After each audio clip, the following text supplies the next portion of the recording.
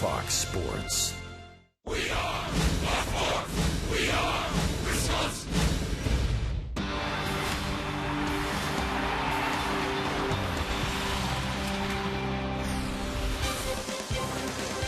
Ideal conditions on this Wednesday night for baseball. Interleague play continues at Miller Park here in Milwaukee. It's the Texas Rangers first place in the AL West against your Milwaukee Brewers, who got back on the winning track last night, topping the Rangers in the first of this short two-game interleague series. Good to see Aramis Ramirez back in the Brewer lineup tonight. He is in there for the second straight game. His last at-bat was a home run, and he hopes to provide some power for Kyle Loesch, who is trying to make it 2 wins in a row for the Brew Crew right now. Tough battle, though, with the first-place Rangers. Hi, everybody. Craig Kashan, Davey Nelson back on board with you here on Fox Sports Wisconsin. And Kyle Loesch back out on the hill, got hit pretty hard against his old teammates in the St. Louis Cardinals, Davey, but he says he learns a lot, especially from those losses. Well, he did, and the thing about Kyle Loesch was the fact that, he gave up in 5 innings, 11 hits. That was not vintage Kyle Loesch. He knew he made some mistakes, so, he's going to correct that. See, this is vintage Kyle Loesch right now. He's got great command of his pitches, and he can elevate his fastball when he's throwing his breaking ball and changeup for strikes, but it's all about his command. And Kyle Loesch just a 1-3 record right now. Low run support, though, on the other side of the field. And the Brewers hoping to get the big bats going like they did in that first inning yesterday. And courtesy of Aramis Ramirez being back in there for a second straight night. As I mentioned, that last at bat, a home run. So, he went out feeling good yesterday. Came to the ballpark feeling even better here tonight. BA and Rocker set to take it the rest of the way.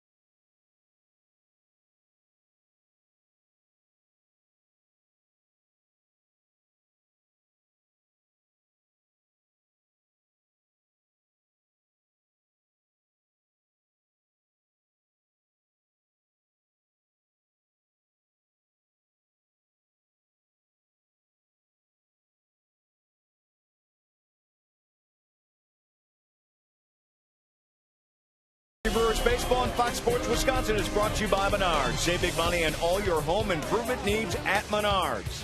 By Miller Lite, it's not just a good time, it's Miller time. And by Toyota, let's go places.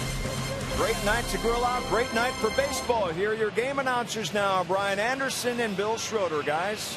All right, Craig, thanks a lot. Indeed it is. It's a beautiful night. The roof is open here tonight. The panels are open as well. And Rock, we're set for the final game of this 2-game series with the Rangers. We wrap up a 9-game homestand tonight. And we saw last night the impact of Aramis Ramirez in the lineup. The Brewers getting Ramirez back. He has played in just 7 games so far this season. He missed a month with a left knee injury, and the power bat returned last night. And I think the Brewers did a pretty good job in his absence. You know, they had a 9-game winning streak. They were able to win some games, but just his presence, as you talked about in that lineup, is going to make everybody else much better. And I think Ryan Braun's going to be the guy that benefits the most.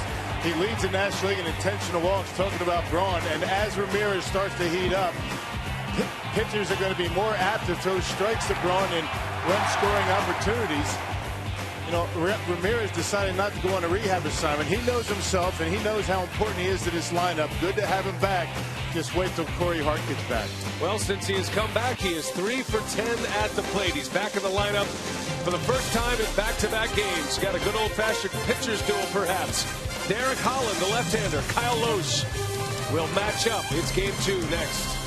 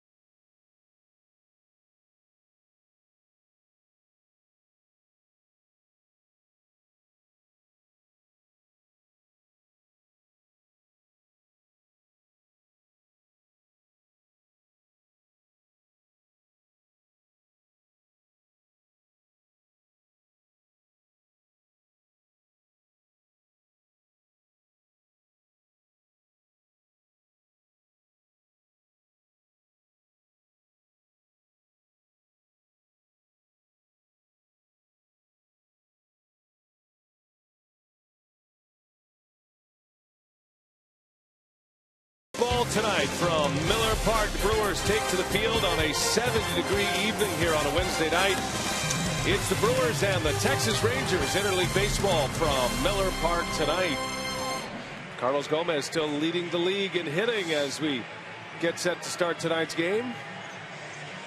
And Kyle Loesch is on the mound for the Brew Crew this evening. He's trying to bounce back after a very tough outing against his former team, the Cardinals. There is Ron Washington in his 7th season as the Rangers skipper, had back-to-back appearances in the World Series. And Washington's batting order, same as last night. It's brought to you by Piggly Wiggly.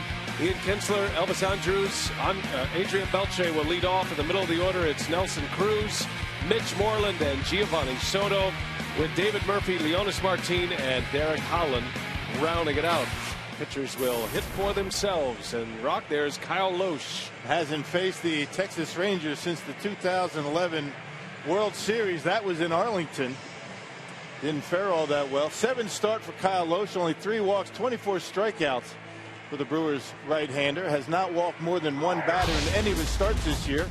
And here's the defense behind Loesch. Your Menards Brewers defense. Brewers been playing some pretty good D lately. Jonathan Lucroy back behind home plate, catching Kyle Loesch tonight after a day off in yesterday's ball game.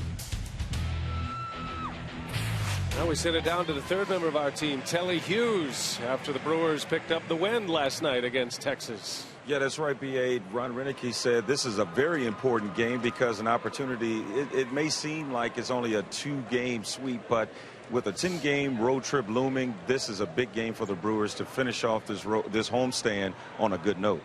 Yeah, the Brewers will go against their division on this next road trip as Loesch, his first offering down low for ball one, and away we go here from Miller Park tonight. Ian Kinsler leads off. He'll be followed by Elvis Andrus and then Beltre.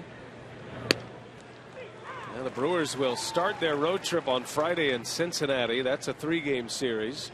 They'll play 4 in Pittsburgh, and then they'll wrap it up on a weekend series in St. Louis. Second trip to St. Louis already. That's a rough road trip for the Brewers. I mean, all locations that the Brewers have had a tough time winning, particularly Cincinnati and St. Louis.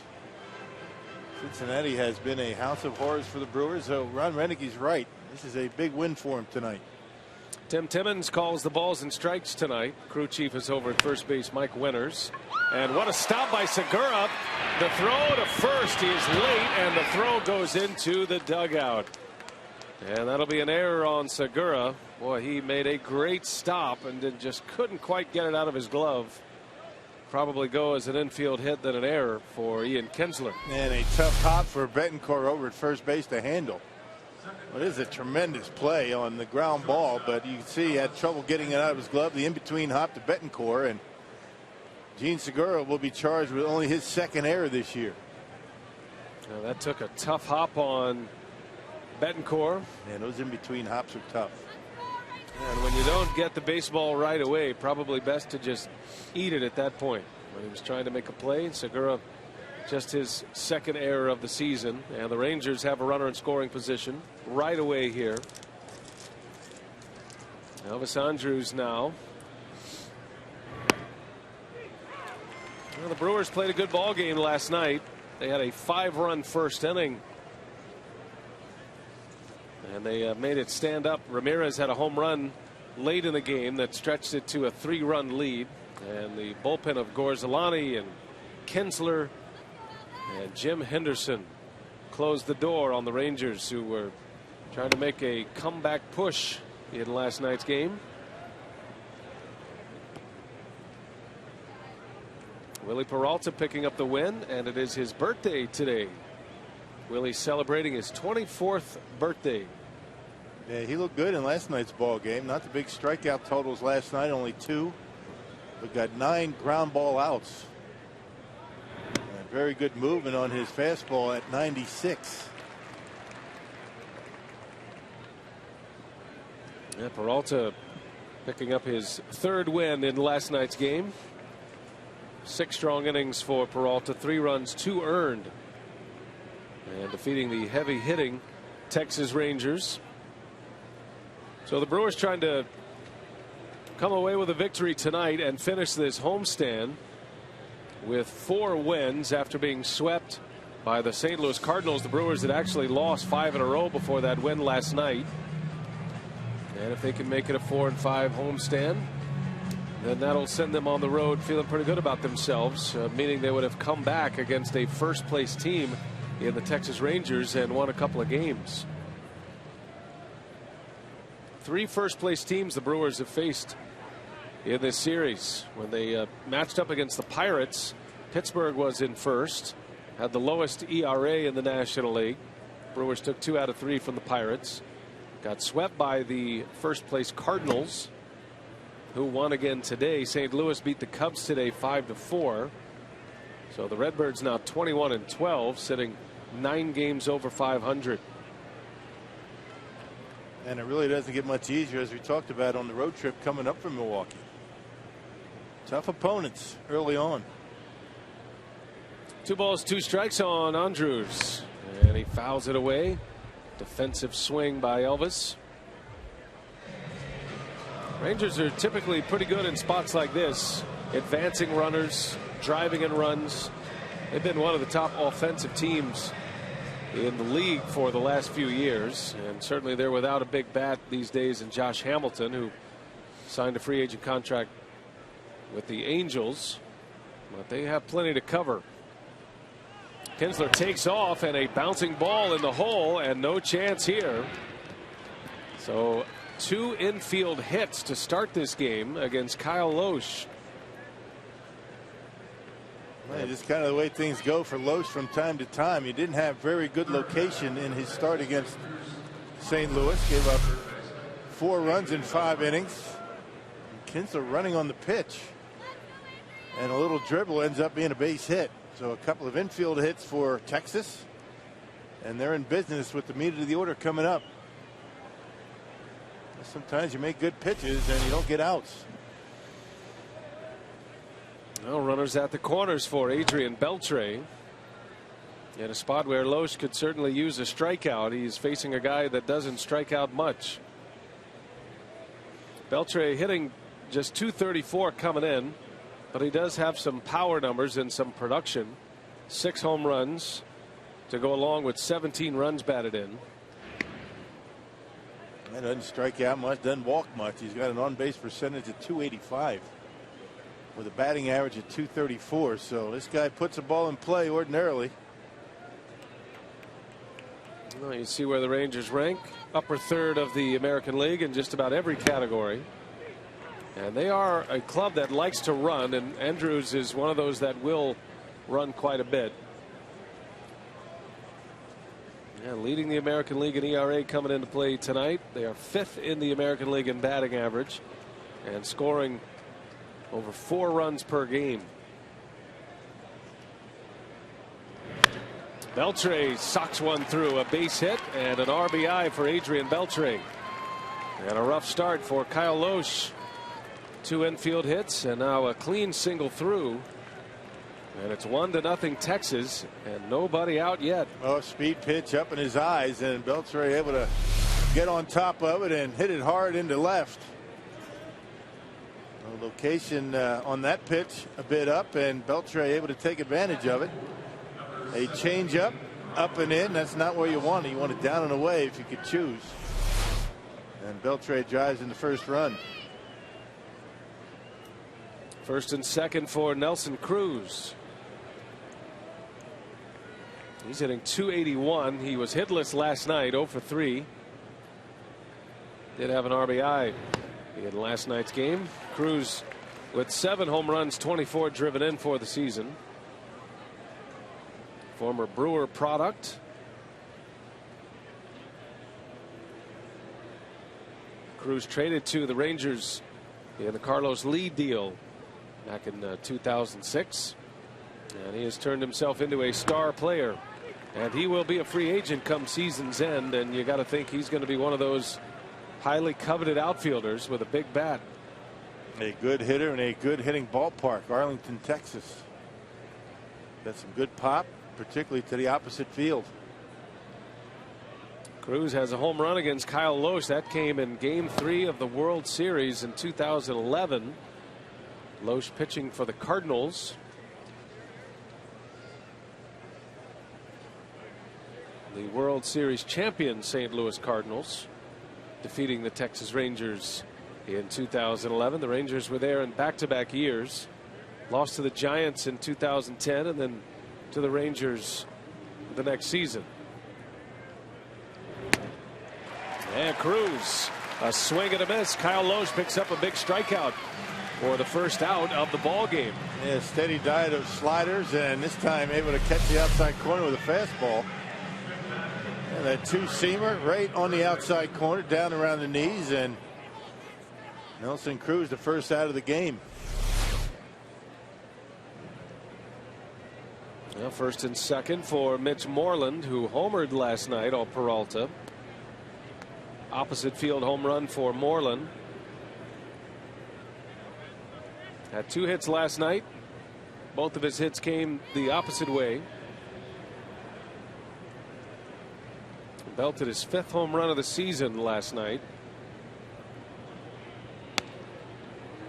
And 4 times up, he hit everything into center field and around the left. Now that was with Willie Peralta throwing 96 miles an hour. That might change with Lohse on the mound. He was having to pull in the infield and straight away in the outfield. Moreland has been a hot hitter lately, Has 8 hits in his last 19 at-bats, including those 2 last night, as Loesch misses down and in. 2 balls, no strikes on Moreland. Moreland opened the season in an 0 for 13 slump, but he pulled out of it quickly.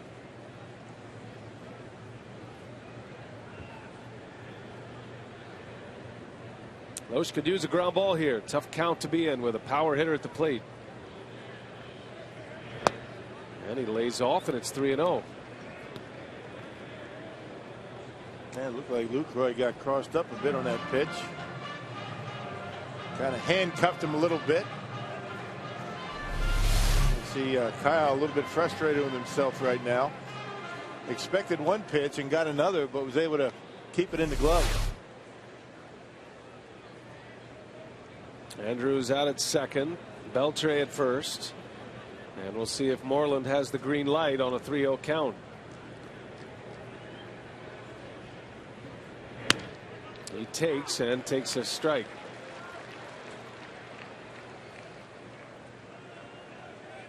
Now, some of the wind currents that we felt last night will be alleviated a little bit tonight. The panels have been closed while the roof is open. The panels in the outfield closed up, and that one misses down and in. So the struggle continues for Loesch. Not the kind of start he's looking for, and he is swimming in the deep waters here in this first inning. 3 hits and a walk, and the bases are loaded with a run in. Just having a tough time putting that baseball in the corners. You know, Kyle knows that he doesn't have the kind of stuff he can get away with throwing the fastball or any of his other pitches on too much of the plate. Doesn't have that kind of velocity. Giovanni Soto back in the starting lineup tonight. A.J. Pierzynski, who is the everyday catcher for the Rangers, he is out with an oblique injury, hoping not to have to go to the disabled list. Had an MRI performed on that oblique, and the Rangers are still awaiting the news of that MRI. So it's Soto who gets the call once again tonight. Soto was a late add to the lineup yesterday. Pierzynski took batting practice yesterday, but it didn't feel well, and he took himself out of the batting order.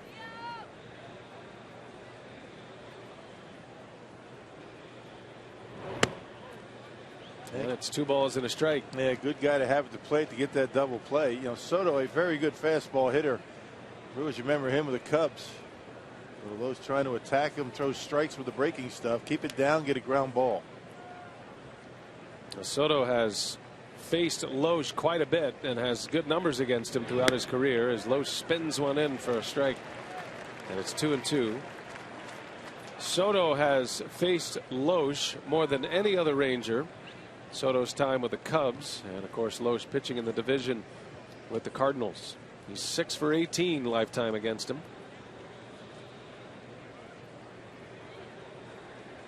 A lot of pitches in the first inning for Loesch. The 2-2, little cue shot, and that one is going to roll foul. Betancourt lets it roll, and count will remain at 2-2. That was an interesting decision there for Uni. A little risky right there. I don't know if I would have rather picked it up and got the out. You have 2 outs, a run in, and now bases are still loaded and only 1 out. He lets it go foul. He had a sure out at first base. A lot of times in situations like this in the first inning, you'll trade an out, as tough as they are for Loesch to get right now, for the run. Well, that'll be a big play to look back upon, depending on what happens here. Another 2-2 coming from Loesch. And it goes full, 3-2. And now he's going to be forced to throw him a strike.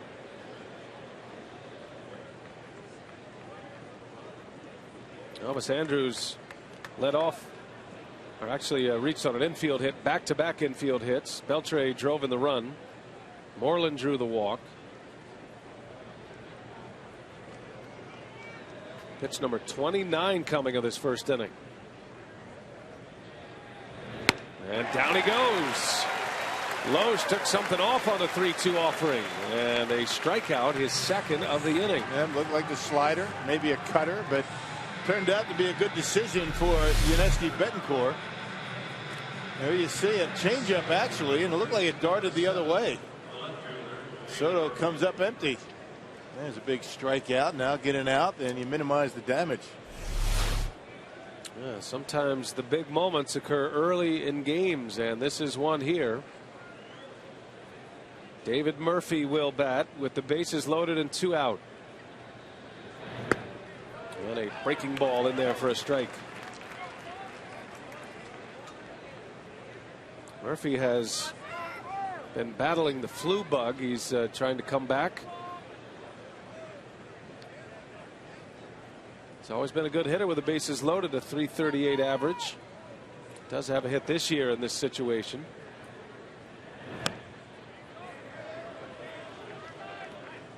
No starting pitcher, though, wants to start a ball game having to go over 30 pitches in an inning, in the first inning. Well, if you do and you only give up 1 run, I think you'll take it. Yeah. Murphy, the 7th batter of the inning. The 1-1 pitch and a swing and a miss. He put a fastball by him. And it's 1-2 on Murphy. Curveball, changeup, and fastball right by him. And Murphy a little bit late. See what Loesch does with him here. This could be a big one here. The 1-2. Murphy swings and misses, and Loesch pulls the Houdini act. Gives up just 1 run, 3 hits, and a walk. But Loesch strikes out the side, and only 1 scores.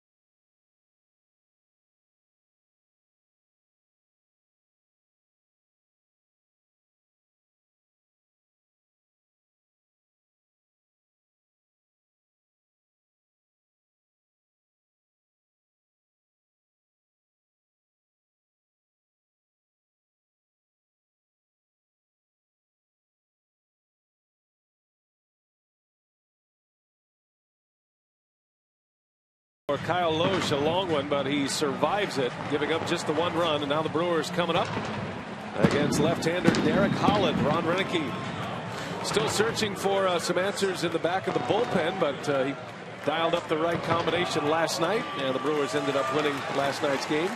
And the batting order today looks like this, with Aoki, Segura, and Braun, Ramirez, Lucroy, and Gomez, Weeks, Betancourt, and Loesch. It's all brought to you by Piggly Wiggly. And the 26-year-old left-hander Derek Holland on the mound, making his 7th start. Good numbers for Holland. Run support for him by his offense has been an issue for him. He's got a career record of 39 and 29, so good numbers for the lefty.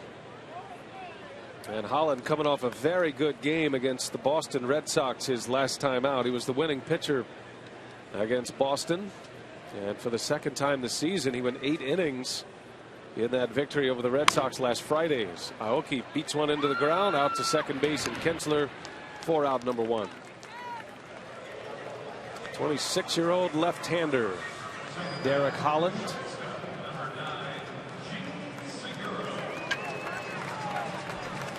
Well, not a hard thrower. He relies on command. Has a good slider, good changeup, and throws anywhere between 90 and 93 miles an hour. Throws a lot of strikes.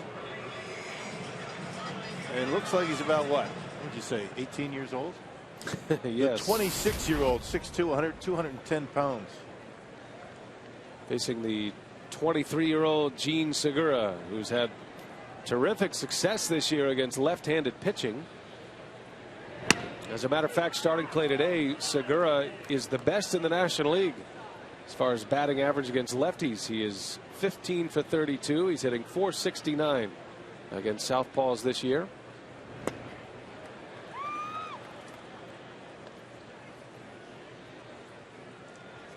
Segura made a number of terrific plays defensively last night. Continues to swing the bat well. His overall batting average coming in is at .339. Gets jammed, and another bouncer out to Kinsler, and 2 quick outs. Well, let's check out the Menards defense for the Texas Rangers. They're currently 4th in the American League with only 13 errors. Giovanni Soto getting a start. AJ Pierzynski out for the 2nd consecutive game with that oblique strain. Shaky defense. No errors yesterday in the 1st inning, but shaky defense in the 1st. Allowed the Brewers to pick up 5 runs in that opening frame. Justin Grimm probably deserved a little better fate for the Rangers last night, but a misplay in right and left, and then perhaps one at second cost him 5 runs. And the Brewers would have made them all stand up to win. Well, Ryan Braun and his WBC teammate Derek Holland matching up for the first time. Ryan Braun sitting on a 29-game hitting streak in interleague play. Had a base hit last night and an RBI. Derek Holland's got kind of a wind-up that's going to take a lot of pressure off the elbow and the shoulder. Kind of a classic delivery. You know, high leg kick, a good follow through, which means he's not going to get much sink ordinarily, and he doesn't. Pretty straight fastball. He'll cut it from time to time. And he strikes out Ryan Braun in a crisp inning, an 8-pitch inning for Derek Holland. Brewers go in order.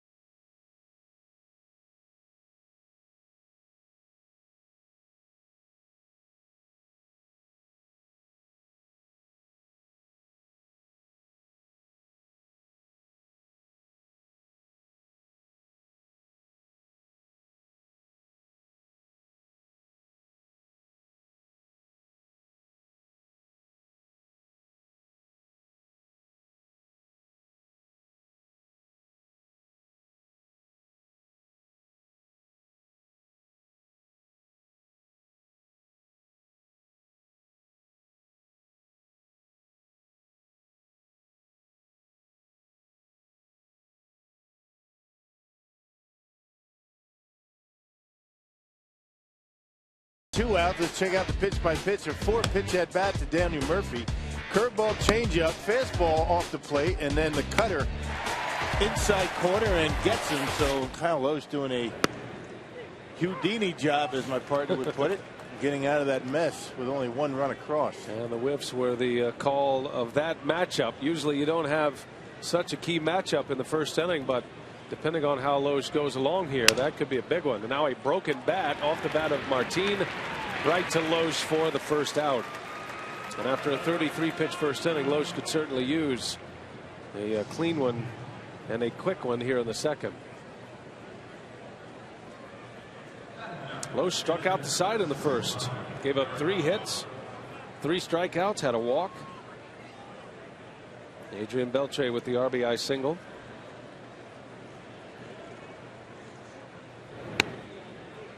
Derek Holland, he is 0 for 7 lifetime at the plate. Doesn't get a lot of opportunities to bat.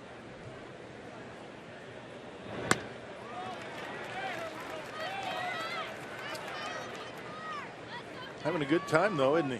Nice smile on his face after a swing. I wish I could do that when I swung and missed. Hey, when you can pitch like he can, you can afford to, right?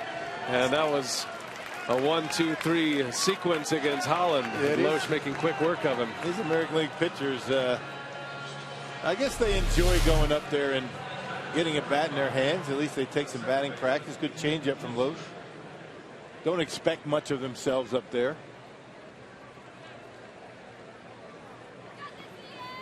Well, that is already the 4th strikeout for Kyle Loesch.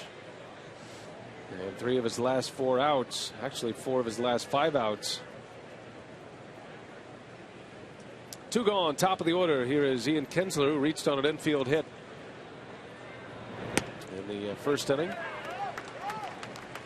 Kind of interesting inning. He had Willie Peralta last night doing 96 with 2 strikeouts all night.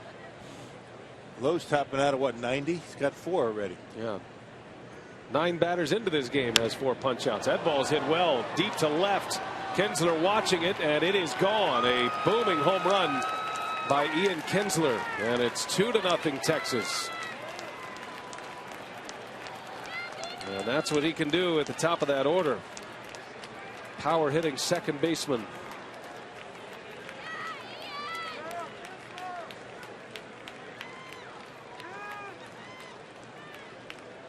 Not hitting his spots is Kyle Loesch in the early going on some of his pitches. Supposed to be away. Up in his strike zone, outer half, and a changeup. Same pitch that Beltre was able to hit for a single to drive in a run. Question was, is that going to be fair? And yes, it is. So the Rangers already with 4 hits. Kinsler's 2 for 2, and we're just underway. Elvis Andrus. Infield hit in the first. That one's hit sharply right at Segura, and that will retire the side. So Loesch a quick second inning, but gives up a home run to Kinsler, and it's 2-0.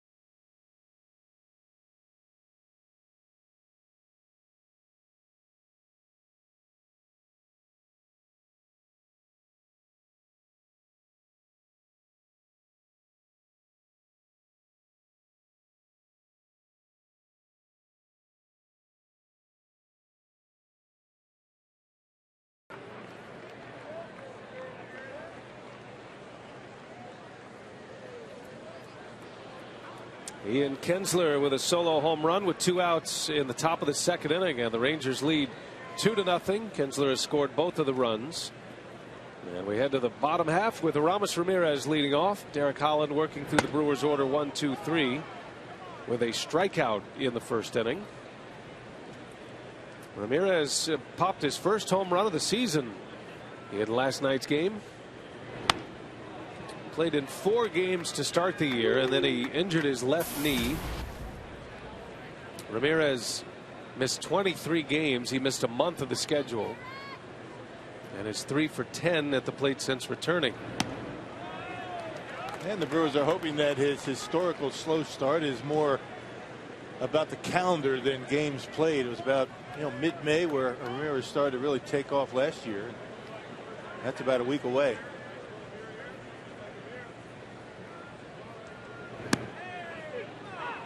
Now that home run by Ramirez last night moved him ahead of Adrian Beltre on the third base record books.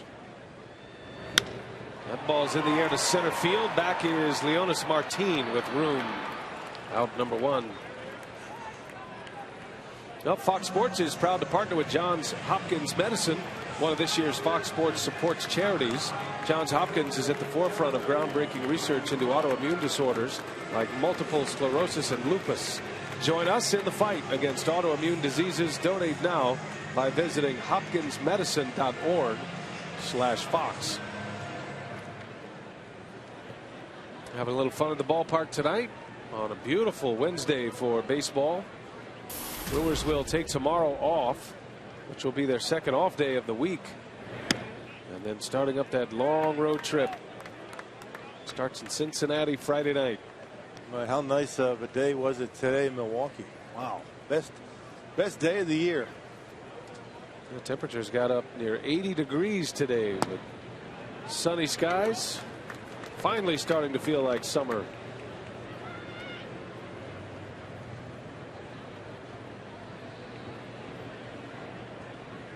Best of both worlds here at Miller Park.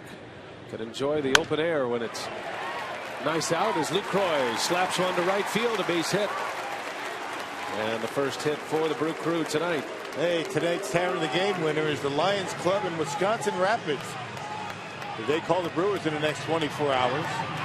The Wisconsin Rapids Lion Club gets 40 Miller Lite beer pen tickets to a Brewers home game. This often courtesy of the Southern League of Wisconsin and our good friends at Miller Lite.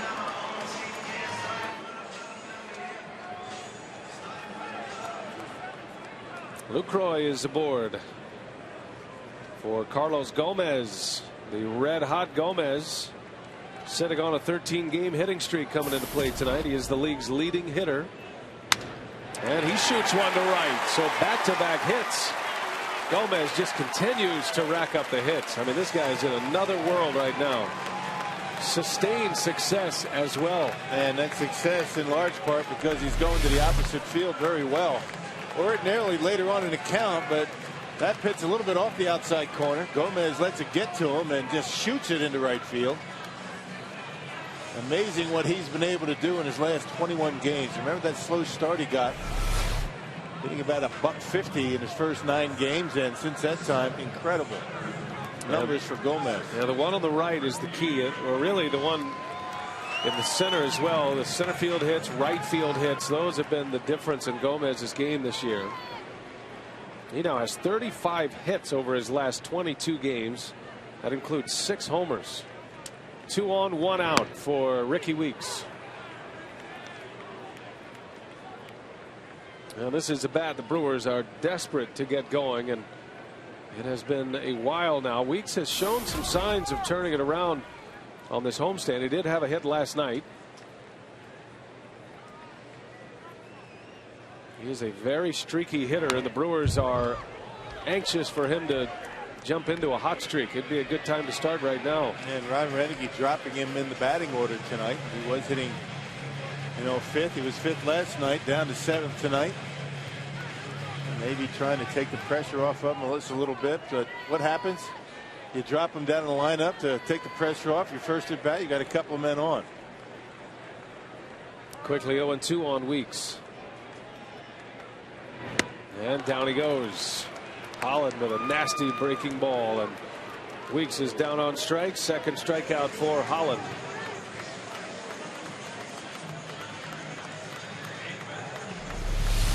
There's a good breaking pitch from Derek Holland, the slider.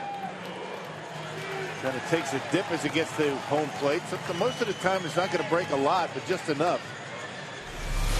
You'd rather have the late break than the big break. So it'll be Uni Betancourt now with 2 away. Rangers lead it 2-0 early. And Betancourt, who is 0 for 6 lifetime against Derek Holland, having matched up against Holland as a member of the Kansas City Royals. Uni Betancourt.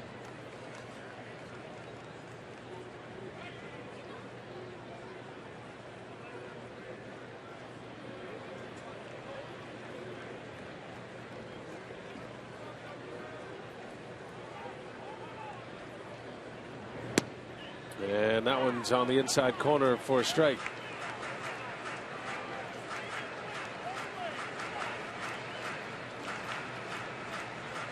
So Betancourt, who has been a much more patient hitter this year, still not showing up in the walks, but he has been able to go deep in counts. He's quickly down 0-2.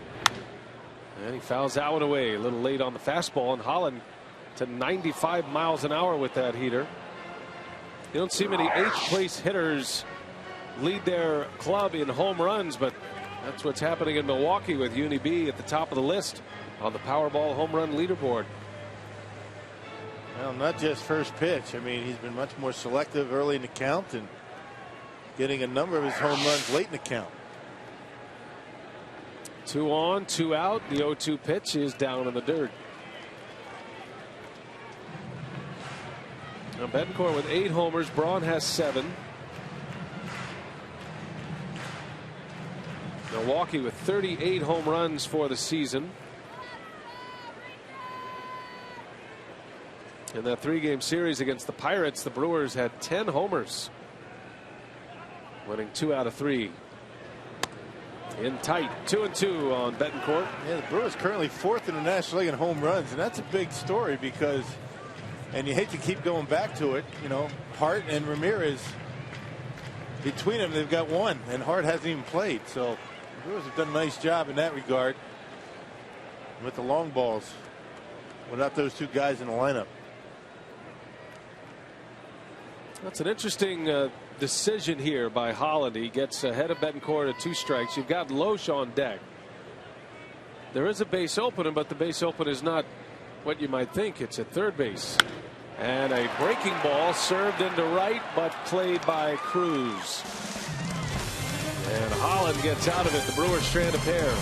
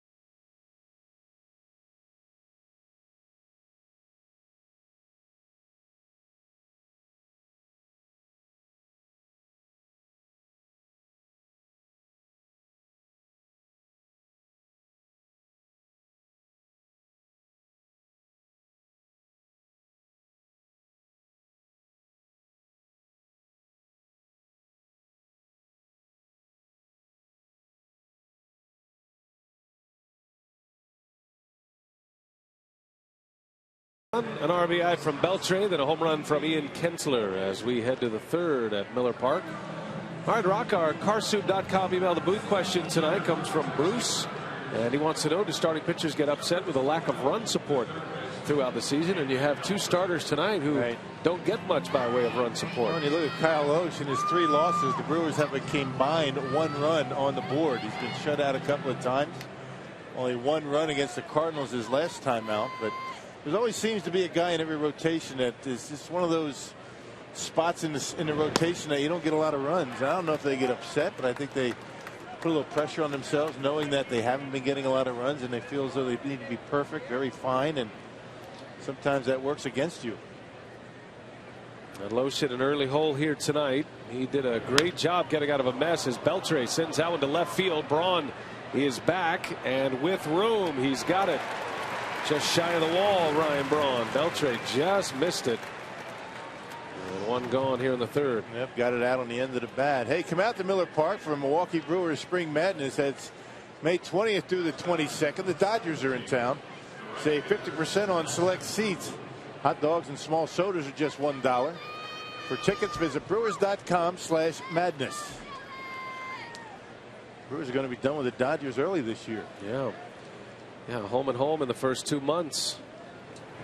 Brewers dropped 2 out of 3 to Los Angeles in LA on the last road trip. As Nelson Cruz bats for the 2nd time tonight. A strikeout victim in the 1st. Plenty of blame to go around for the Rangers in that 1st inning. Cruz came up with 2 on and struck out. And then Soto and Murphy struck out with the bases loaded to end the inning. And Loesch giving up just the 1 run despite 33 pitches in the 1st. There's a strike, 2-1. A good example of how a veteran guy takes just a little bit more off of his pitches, and knowing that hitters are going to be anxious with the bases loaded. And the veteran influence you would expect to be a pretty good one with some of these young starters from Milwaukee. It's another strike on the outside corner. A couple of well-placed fastballs for Kyle Loesch, and he's back in the count at 2-2 on Cruz. And he bases his pitching patterns on the type of lineup that he's going to be facing. You can see Loesch throwing a lot of off-speed pitches to this Texas Rangers offense, a bunch of aggressive hitters. 58% of his pitches are off speed at this point. That one's in the air to center field, pretty well hit. Gomez at the track in front of the wall. He makes the catch. So a couple of long, loud outs. Beltre and Cruz. Yep, another off-speed pitch. Not a bad pitch. And using every inch of Miller Park, Gomez is able to make the catch in front of the wall.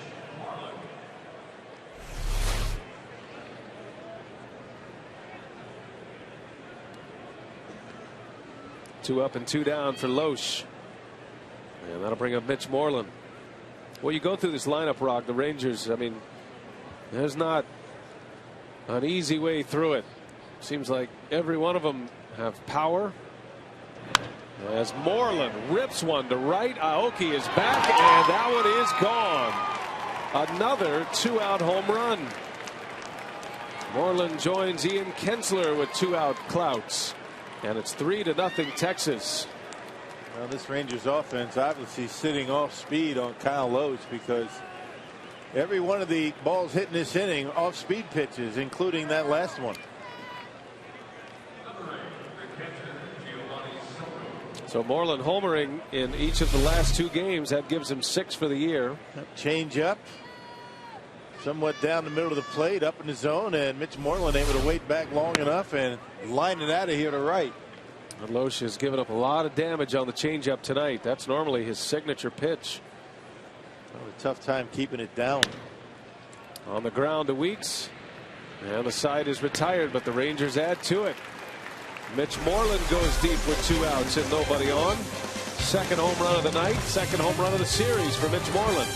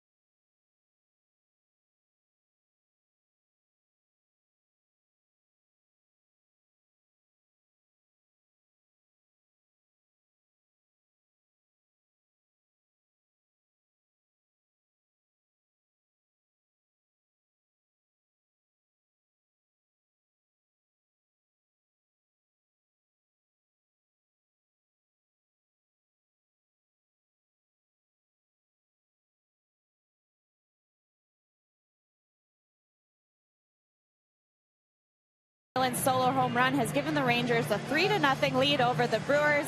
And we're just a month into the season, but we're already looking ahead to the All-Star break. The campaigning has already begun to send some Brewers to Citi Field for the 2013 All-Star Game. So tonight on our AT&T Twitter poll, we are asking you which Brewer deserves his first All-Star selection. Is it Jean Segura, Uni B, Nori Aoki, or hard to find a hotter hitter in baseball right now than Carlos Gomez, already extending his hitting streak to 14 games tonight, Brian? All right, Sophia, thanks. And certainly the Brewers are eager to send some folks to the All-Star game. Ryan Braun has been a regular at the All-Star game. And they've got a couple of guys that are certainly worthy if they're we're choosing up sides right now, which they're not. We understand that. But Carlos Gomez and Uni Betancourt is not even on the ballot. You have to write in Uni, as Sophia was talking about. Loesch out quickly as Holland strikes him out. Well, since we're talking about the All-Star game, elect your favorite Brewers to that game and vote early, vote often, and vote Brewers now through July 4th at Brewers.com. You can vote 25 times per email account. And certainly guys that are worthy. You know, Uni Betancourt is a guy that you have to take a little bit extra time to vote in. He's a write-in candidate. And Jean Segura certainly should get some consideration, as should Carlos Gomez. Well, those are the 8 that are on the ballot, courtesy of Feldko, as Aoki shoots one to right. So a base hit for the Brewers. That is their third, and all of the hits have come to right field.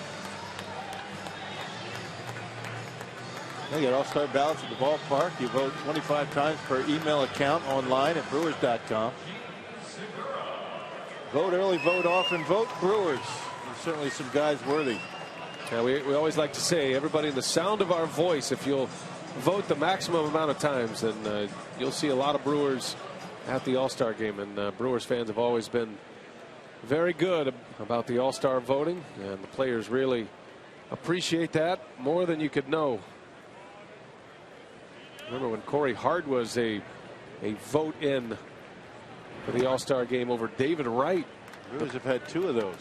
Jeff Jenkins was one. That's right. Good point. Well, Jean Segura is certainly off to an all-star start. Playing a great shortstop. Did commit an error earlier tonight. Just his second error of the season. But he comes in 4th in the league in hitting, and a bouncer to third. Beltre to second for 1. And the turn not in time. Segura legs it out. And that's important because it keeps the inning alive for Ryan Braun.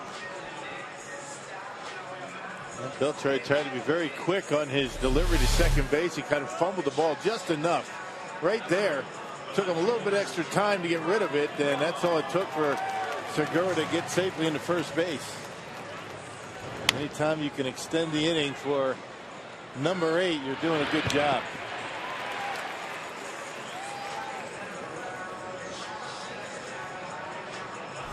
Well, 2 gone, and the speedy Segura at first. Even batting second in front of Braun, he's been doing his fair share of running. Segura has 8 stolen bases. See how mobile he will be in this at bat as Braun takes a strike. Now you're down 3-0. You better make sure you make it if you take off. No outs on the bases when you're down early. Rangers up 3-0. They've scored in each of the first 3 innings. Braun could cut into that lead with 1 swing of the bat.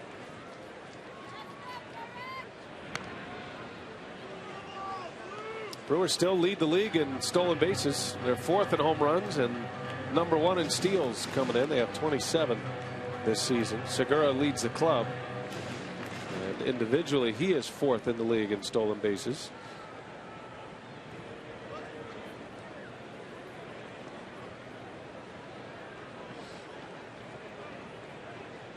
Braun, a strikeout victim his first time up. And has not homered on this homestand. His last home run came against Josh Beckett in Los Angeles. And watching Braun as long as we have, That only means he's about due. Yeah, he gets them in streaks. Like a lot of power hitters, they come in bunches.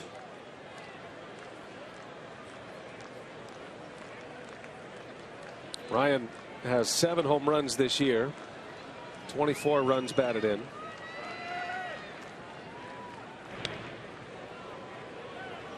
He's been on a nice run at the plate. He's had a great homestand offensively.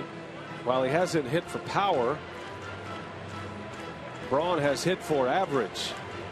He's 14 for 31. He's hitting .452 on the homestand. Yeah, average over 300 at 311. It's pretty much where it'll end up, or very close to that, by the end of the season.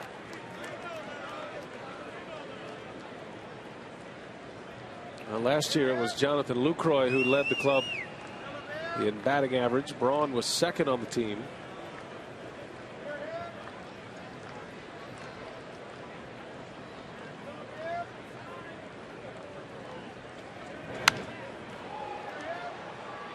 Braun led the league in homers last season with 41, but he hit .319. So not only did he hit for power, but he maintained a very high batting average. Finished second in the MVP voting last year to Buster Posey, who won the batting title last season. Ryan has 5 consecutive years driving in over 100 runs. And he pulls that one in the hole, a base hit. So Braun is aboard with 2 outs. Yeah, that was a good pitch by Holland. A slider on the outside corner, down in the strike zone. That's just a good hitter hitting a good pitch. Watch this. Yeah, that's a tough pitch to just lay your bat on, let alone hit it hard enough to hit it into left field. He stays right on it, goes down and gets it. So Braun is 1 for 2, and it extends his interleague hitting streak to 30 in a row. And it is a heavy streak as well. Braun hitting near 400 during that 30-game interleague hitting streak. 2 on for Ramirez. Ooh, he had a big cut. Had a good pitch to hit. And left an off-speed pitch up, and Ramirez just a little bit underneath. Throwing a lot of those pitches, and that was right in his wheelhouse. And maybe in another week, that ball's out of the ballpark. He's still trying to get his timing down.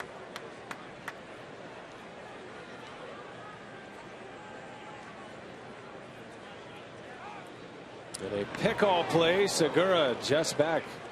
Well executed by the Rangers. It's Kinsler coming in behind the young shortstop. Got that second baseman shaded up the middle, Kinsler, and doesn't have to go too far to try a pick-off play. Perfect throw from Holland. So that'll keep him a little closer.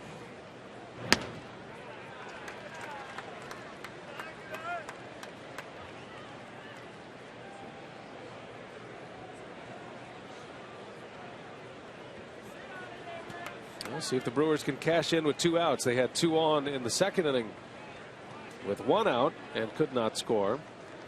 Putting some traffic on the bases early tonight. Rangers up 3-0. Segura and Braun on the bases. Good speed out there. And it's 1-2 on Ramirez. Now, last night, Ramirez, for the first time in 2013, hit 1 out. A split-fingered fastball, and he gave the Brewers their 3-run lead back, and Brewers able to come up with the victory against Texas last night. That was his final at-bat of the night. Replaced defensively by Jeff Bianchi after that. Ramirez back up the middle of the base hit. Segura on his way to the plate. The throw coming in, and Segura is out at home. Wow. Segura slowed down. And a gun from center field in Leonis Martin.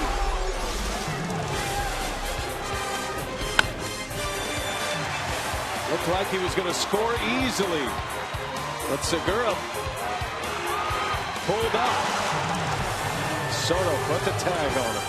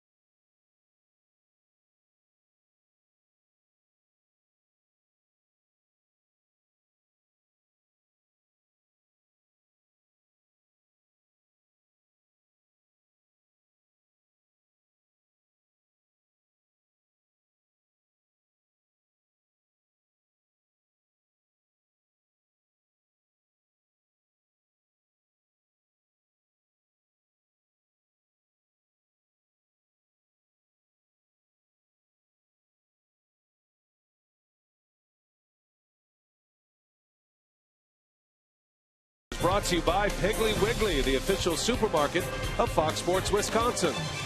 By Ho-Chunk Gaming Wisconsin, your ticket to more. And by Marshfield Clinic, don't just live, shine.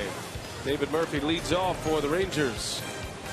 3-0 Texas, and a very unusual ending. It looked like Segura was going to score easily, but he pulled up about halfway to the plate as if there was no throw coming. I'm not sure if he got deked by the catcher Soto. Whatever it was, he didn't finish off the sprint, and he was tagged out. Perfect throw from Leonis Martin in center. As Murphy sends one to shallow left, long run for Braun. Foul territory. He's got it for the out. I think what Segura was looking for was some help from Jonathan Lucroy. Now he's going to be busting it hard, and as he makes his turn into home plate, he doesn't see anything from Lucroy, and he thinks he's going to be okay. You see his hands go up, saying, "I need some help." On deck hitter has to go up there and tell him whether to slide or stand up, what the situation is, and you can see the reaction from Segura. I guess asking Lucroy, where were you? Where are you going to help me here? Man, that is a gift. But I guess if you don't see anybody, you have to assume that it's going to be a close play at home plate. You just got to continue to run hard. There's a bunt by Martin. He's very fast. Loesch's throw, and not in time. So Martin making an impact here. Gunned down Segura at the plate. Now bunts his way aboard. This guy's about as fast as there is in the game right now. And when he gets one down in that area, I thought Loesch did a pretty good job to even make it close. And it doesn't even have to be a great bunt as fast as he is. I mean, this isn't what you would classify as a great bunt. Loesch able to get there, but he's so fast he's able to outrun the throw from the pitcher. There it is, and he beats the throw to first base. And now Holland up there to try to bunt him over. Boy, you look at that inning, and Segura getting thrown out at the plate. That is a huge play in this game. You're talking about a run in, 2 on, and Lucroy coming up, who already has a hit tonight. I mean, you have the makings of a potential 2-out rally. Got a chance for 2 here. Ramirez to second, and they get the out. And Segura wisely just plays for 1. I guess lesson learned for Gene Segura. If nobody's out there telling you what to do, you just got to continue to run very hard and assume it's going to be a close play.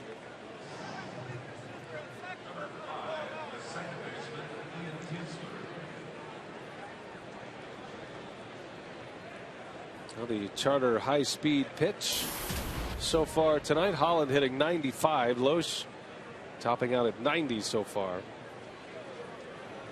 2 men out for Loesch. Holland over at first on the fielder's choice, and here's Kinsler.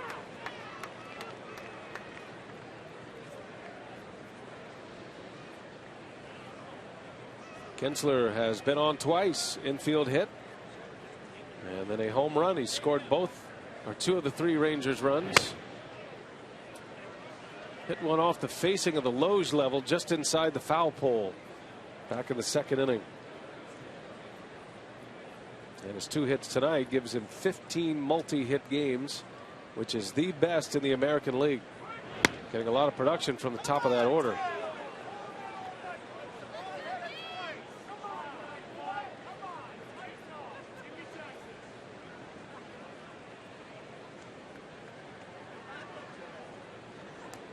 Two balls and a strike on Kinsler, and that one's into left center field. That is trouble. That is going to bounce off the wall. Holland around third. He'll stop there, as Ian Kinsler is having quite a night. His 3rd hit of the ball game. Well, he's hitting everything too. Fastballs, off-speed pitches. Got something up in the strike zone there. There's a fastball that was up around the belt, and Ian Kinsler able to hammer it into the gap out there in left center. Good thing the pitcher was on first base. That might have been another run. So Kinsler now a triple away from the cycle. We're only in the 4th inning. 2nd and 3rd, 2 outs. And Loesch having to make more pressure pitches here. He's had a bunch of them already in this game, and does not figure to last long in this one. Pitch count at 64 already. We're only in the 4th inning, but some high stress pitches so far for Loesch. He just has not had the command, the last couple of starts that he did early on. When he only throw 90 miles an hour, that's a big deal. Down the strike zone on the corners. That's what he was able to do in his first 5 starts, first 4 starts.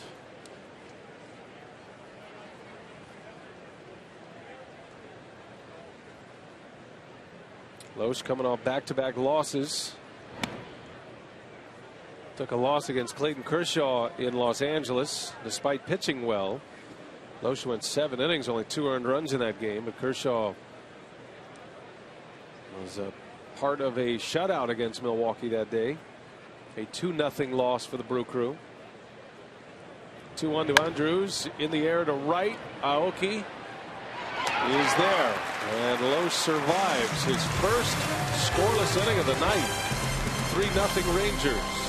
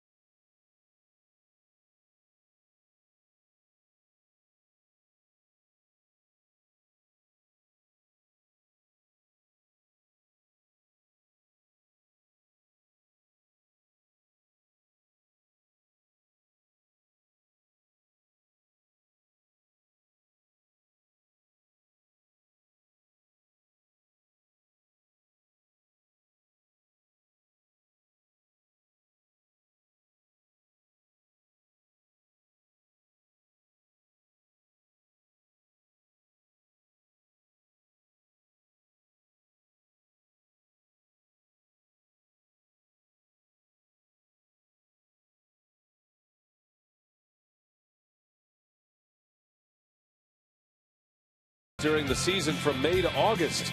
It involves partnering with the Brewers Community Foundation, players and coaches, Brewers' wives, alumni, and team personnel, all working hands-on in the community. In May, the awareness is centered on a project called May Blitz Build. And it's connected to the Habitat for Humanity. Players and Brewer wives and staff will assist organizers from that organization. The endeavor is sponsored by Ryan Braun, Brewers Wives, and Brewers Community Foundation. 3-0 Texas as we head to the bottom of the 4th inning. Brewers are letting a golden opportunity go by in the 3rd. They have had 5 hits in the last 2 innings, and yet Holland still has a 0 on the board.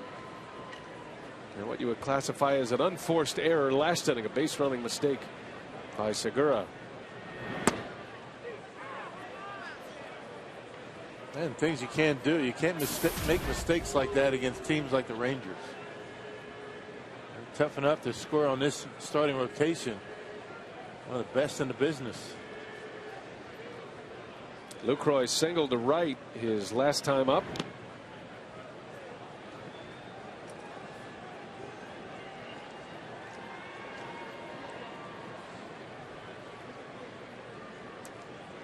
Holland started the game retiring the first 4 with a strikeout, but has given up 5 hits to the last 9 batters.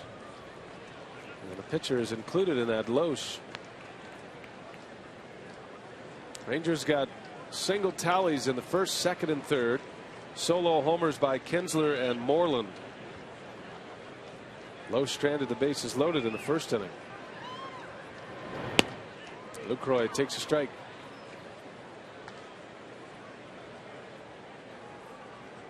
26-year-old Derek Holland out of Wallace State Community College made the improbable rise to the big leagues at college in Alabama. As Lucroy gets jammed, Kinsler is back, and he's got it for the out. A perfect example of how good the scouting is in baseball. Doesn't matter where you're at. If you can pitch and you can play, they'll find you. Holland, a perfect example of that. Now Holland just signed a 5-year extension with the Rangers this past March, making his first ever appearance against the Milwaukee Brewers tonight. Here's Gomez now, who extended a hitting streak to 14 in a row, which is a career best for Gomez. And it ties the longest hitting streaks in the National League this year. Michael Young, the former Ranger, he had a 14-gamer earlier this season with the Phillies. Starlin Castro hit for 14 in a row with the Cubs earlier this season as well.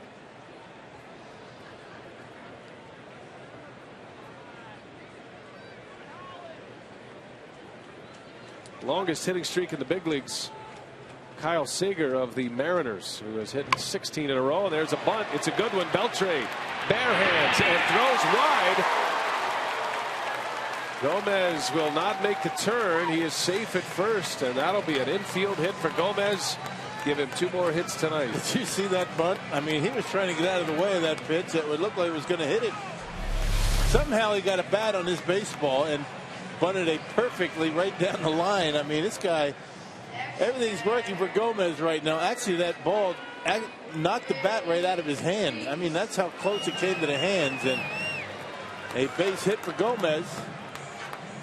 He does touch first base. I was wondering if he was able to get the bag. Look how nice that bunt is down the line on a pitch that nearly hit him. Boy, look at that. That is a great image. That is some kind of stride for Carlos Gomez. My hamstrings are burning just watching that. And the power in which he runs, you know, he's full speed almost immediately, maybe 2 or 3 steps as that sprinter's burst. You got to be moving pretty good to have a stride like that. Yeah.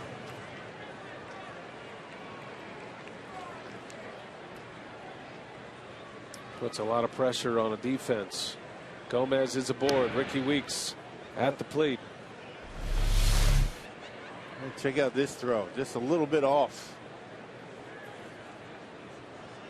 Yeah, but Mitch Moreland getting there quickly to keep Gomez at first base. Look how badly that throw missed first base. It just goes to show you, when you're going good, everything works for you. I mean, that's a ball that very easily could have been bunted right back to the pitcher. Because Gomez was surprised at how far inside that pitch was coming.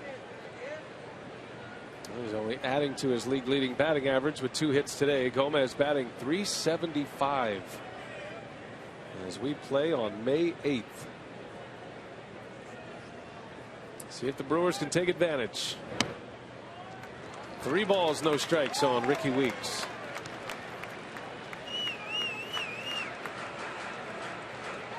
Weeks very rarely swings away 3-0. He certainly might be a good opportunity for him to do it. It's not something he does a lot of, and down 3-0. We'll see if he goes. Takes it right down the chute. Yeah, sometimes you give a guy a green light on a 3-0 count, get him out of his doldrums and let him see the ball a little bit. You never know it's going to get Ricky locked in. He's so streaky at the plate.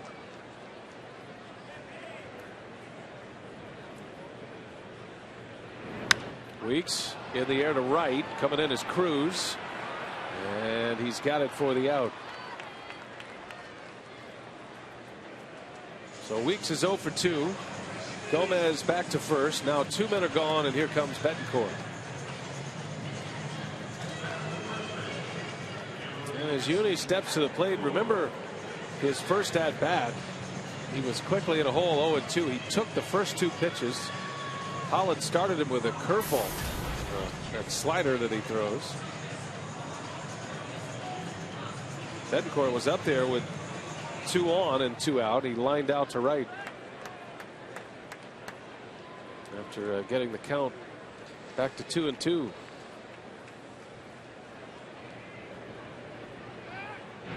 And between the catcher and the pitcher and the batter, all of those thoughts are swirling through their minds about the last at bat, maybe what they've done in previous at bats. So much more to the game than just selecting a pitch. Lots of reasons behind it sometimes. There goes Gomez, and Betancourt fouls it back. Had a good cut. Well, Betancourt, obviously, because of his days with Kansas City, the most at bats against Holland, 6 at bats. He's hitless. So Derek Holland has handled him pretty good.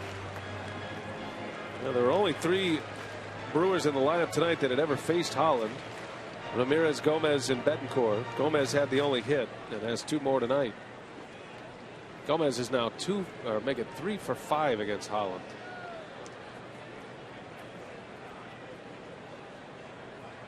A pitch out. Gomez stays put.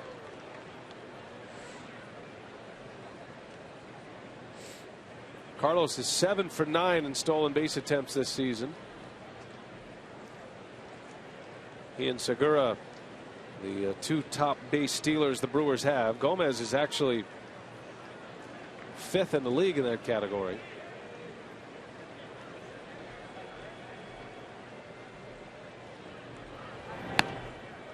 Two balls and a strike on Uni. Yeah, Holland's trying to be a little bit too quick to home plate, losing his command because he's worried about Gomez stealing.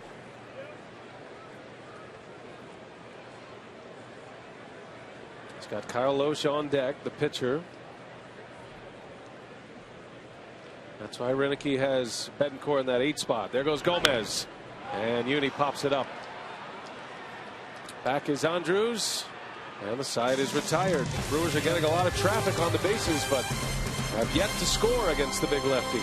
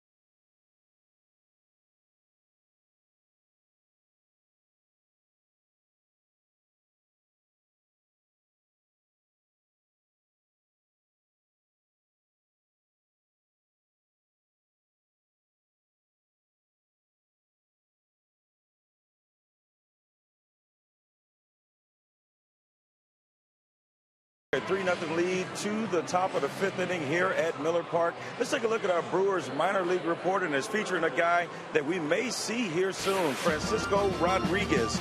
He pitched a scoreless 8th inning last night for Brevard County against Charlotte. He had 1 walk and 2 strikeouts, and he was reinstated from the temporary inactive list at Nashville and transferred to Brevard County yesterday. So good to see K-Rod on the right track, guys.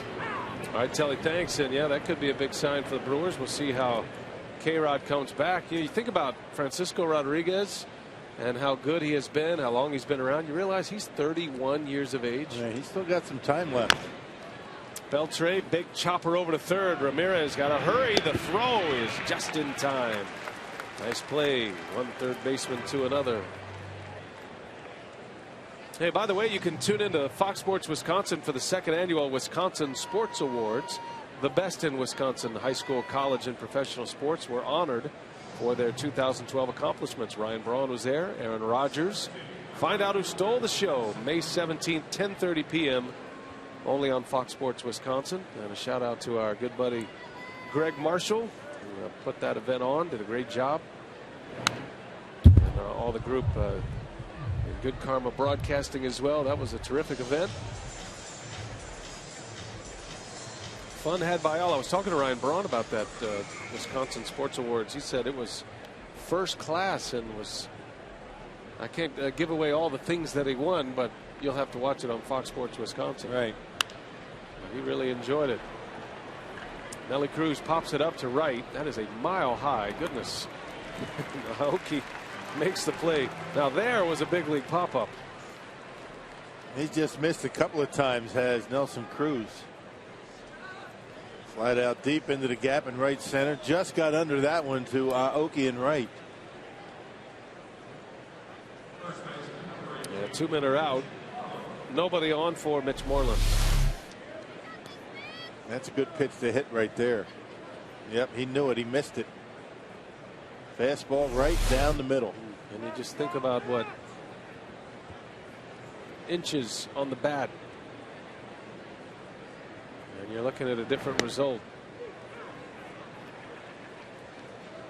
Now Mitch Moreland was at the plate in the third inning with 2 outs and nobody on, and went deep. He ripped one, a line drive just over the fence and right. Has home runs in 3 of his last 4 games.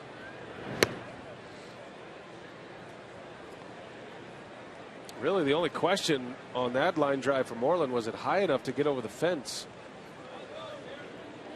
That was one of the early changes here at Miller Park in right field, bringing that fence in, creating that party area, the ATI zone out there. They got the bricks back there and from County Stadium. Yeah, County Stadium represented out there in the picnic area. There they are. You remember those County Stadium bricks, Rock? I do. 2-1 pitch. And a foul back out of play. Now when County Stadium was taken down before, there was a big auction and everything was up for grabs. I got one of the stadium seats and a brick. And yes, I paid for it. Yeah, right off the County Stadium bricks. In right field for Moreland back in the third inning. They were even auctioning off clubhouse toilets from County Stadium. I remember those too. Did some of your best thinking in there. Great to have you with us at Miller Park tonight. Brian Anderson with Bill Schroeder, Telly Hughes, our producer Wave Robinson, and Kevin Shank directing tonight's game. Brian Michalogic in the truck doing whatever he does. And a swing and a miss. Moreland strikes out, chased a high fastball. And a 1-2-3 inning for Loesch, his best of the night. Brewers down 3-0.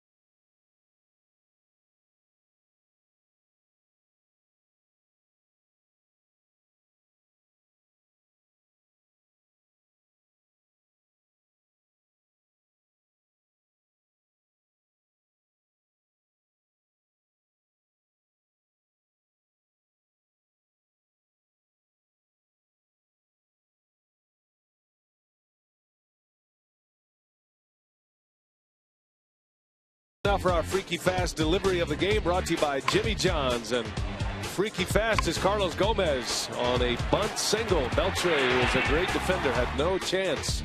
Second hit of the night for Carlos Gomez. When you're hot, you're hot.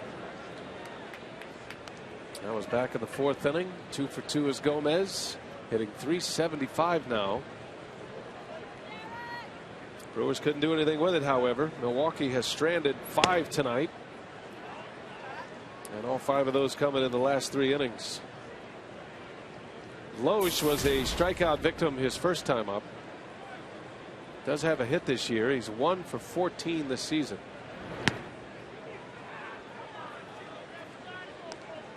Derek Holland just continues to pour in the strikes. It seems like he's been 0-2 on a number of hitters tonight. He works quickly and showing a lot of confidence out there in the mound. And he strikes out Loesch. Soto has to secure it at first. That is the 4th strikeout. Hey ladies, join us for our Brewed for Her event on Saturday, May 25th, as the Brewers take on the Pittsburgh Pirates. You'll get a ticket in the Gale Club, which includes food and drink, plus the chance to check out the latest Brewers gear and get fashion and beauty tips from the experts. Visit brewers.com/brewedforher for details.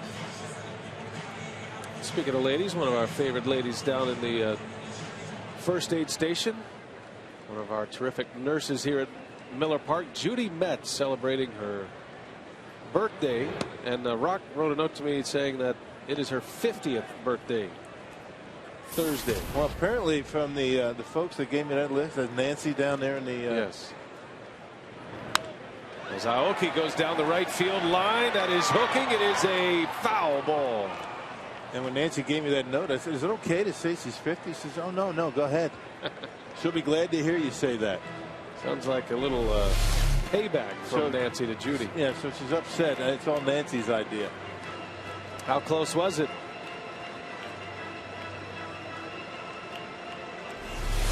Well, Aoki does have a hit tonight. He singled to right in the 3rd inning. Tough matchup against the left-handed pitcher, but Aoki handles the bat pretty well against lefties.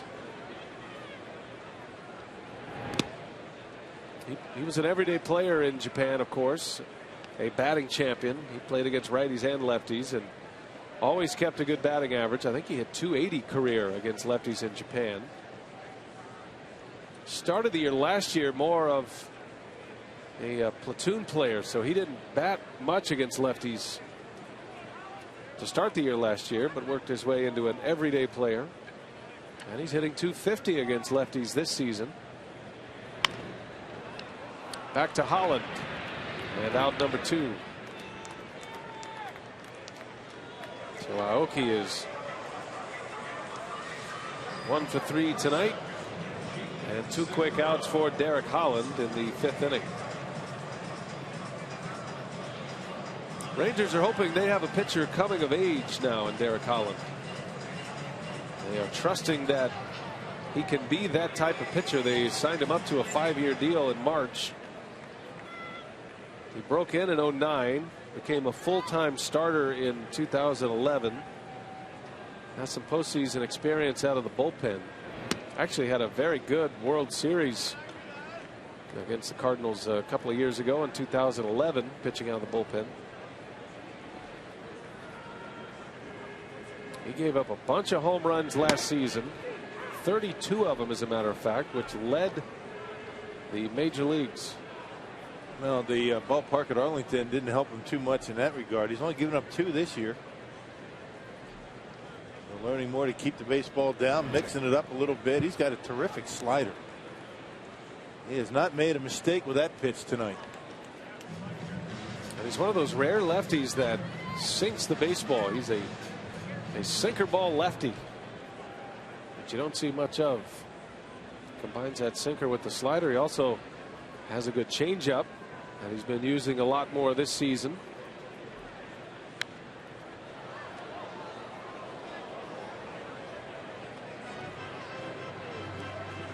And a strike thrower, he has twice as many strikes as he does balls in this game.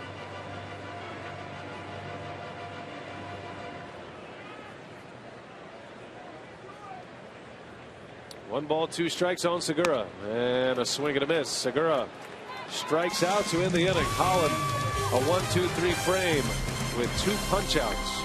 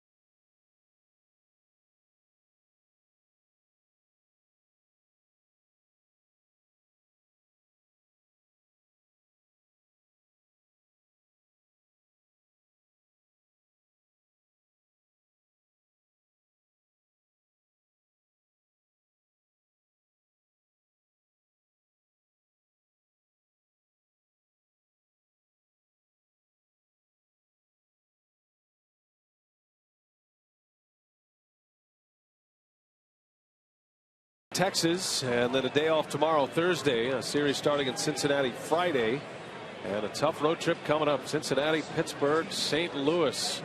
Brewers won't return to Miller Park until May 20th. Here's what the rotation looks like. These are probables. Gallardo will get the ball Friday, then Estrada, followed by Peralta, and then Kyle Loesch. Hiram Burgos continues to be available out of the bullpen, and let's hope the Brewers can do some damage on the road. They have not been the dominant home team that they were a year ago, and have been the last couple of seasons. Brewers started the season 1-5 here at Miller Park, and a pretty heavy home schedule in the first 6 weeks of the season, and Milwaukee has not taken advantage of it.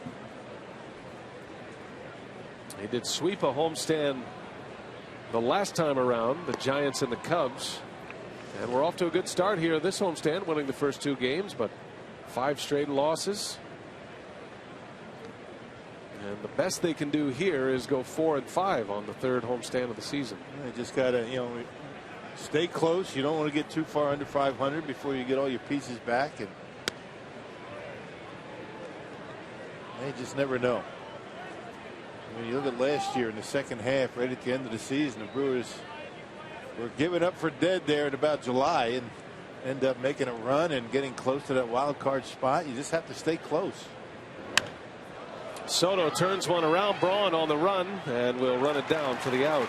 Well, Braun got a great jump, makes it look easy. And 1 gone in the 6th. It's never a goal to play 500 baseball, but I feel like if the Brewers, with all of the injuries and what they've had to deal with, the unrest in their bullpen, they've been able to weather some storms already. But you can hover around 500. A win tonight would get the Brewers to 16-16 before they hit the road. And without 2 significant pieces in Corey Hart and Aramis Ramirez for a good chunk of that. Hart still with the club. He's rehabbing every day. That injured knee, surgically repaired knee.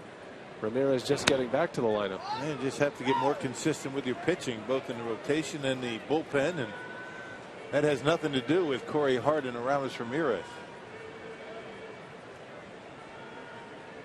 The Brewers had 3 good runs through the starting rotation. They had that 12-3 stretch, and it's been a little bit different lately. That's the way it goes. I mean, seasons go that way. You can't rely on one aspect of your game to carry you throughout the season. Offense has to do it. Starters, bullpen, they all take their turn in carrying the club.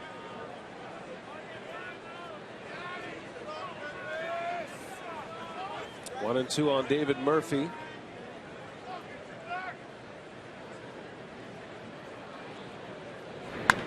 And he rips that one down the right field line. That'll stay fair and off the wall. And Murphy motoring into second base with a double on a 2-strike pitch. David Murphy with his first hit. Yeah, threw it up and in, and David Murphy, a left-hander. Ordinarily, those guys, lefties, like it down and in. And Murphy able to pull the hands in and rifle that one down the right field line. Good piece of hitting by Murphy. Keeping those hands close to the chest and getting the big part of the bat on that baseball. Quick hands on the inside corner.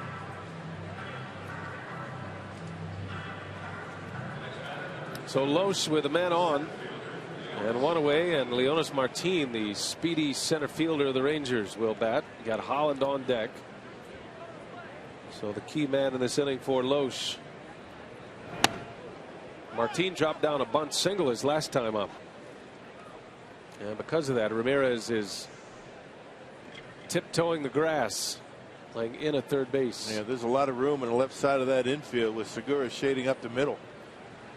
Ramirez doesn't have much range when he's that shallow. And Martin pops it up. Coming in is Aoki. He'll call off Weeks. And there is out number 2.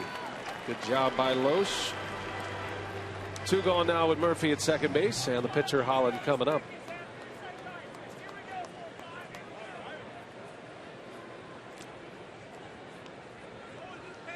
Well, if you're looking ahead to the Brewers' 6th inning, they'll have Braun lead off. Braun, Ramirez, and Lucroy right in the middle of the order. Base runners have not been a problem tonight for the Brewers. Getting them in has.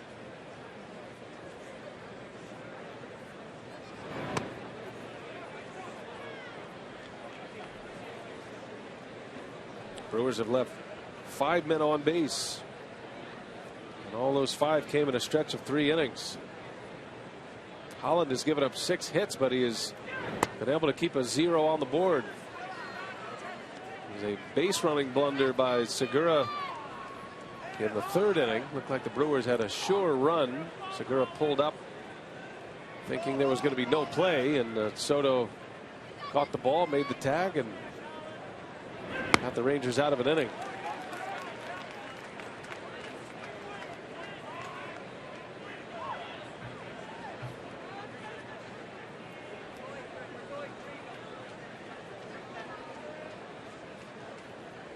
It was on this date last year. Josh Hamilton hit 4 home runs for the Rangers in a single game against Baltimore. And a big bat out of their lineup after he signed with the Angels. Hamilton's off to a terrible start with the Angels, and the Angels as a team are really having a tough time of it. 11-21, 10 games under 500. Lowe strikes out Holland. The inning is over, and the Brewers are coming up in the 6th.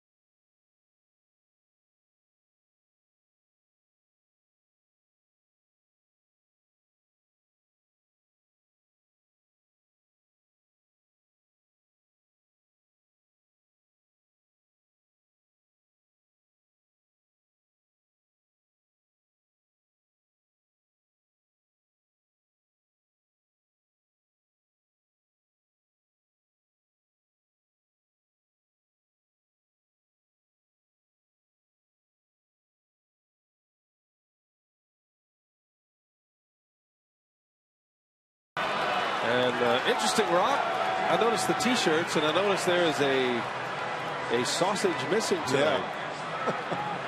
It's normally 5 out there. The Italian runs away with it tonight. And where's Polish? We put that to the rest of the Brewers. Where is Polish? Where's the Polish? ¿Dónde está Polish? What is he? Where's Polish? That is some tired acting right there. Well, where is he? But it's all part of the story here, because we're wondering where Polish is. And you have to stay tuned. And are we going to find out tonight? I don't know. I just want to know where Polish is. But we'll find out. Something's going on, Rock. Just play along, okay? I am. Here's Ryan Braun as he swings and fouls one away. You want me to go down and look for him? Yeah, I thought it was going to be a good bit until it's not our bit, by the way. I mean, we were just reporting the bit. Right. But there is a bit. We have no control over what sausage is running the race. But it's hard to play it straight when they come out wearing T-shirts that say, "Where's Polish?" Kind of cut us off at the knees right there. You know, if you're trying to act like, where's Polish? Where is he? We're supposed to have noticed that there's no Polish, right? We're supposed to be surprised by something and there's already a T-shirt made. I'm just saying. I hear you. I hear you. Where's Polish? We had it all mapped out. It was going to be great. So we don't know where Polish is. Somebody's got something up their sleeve.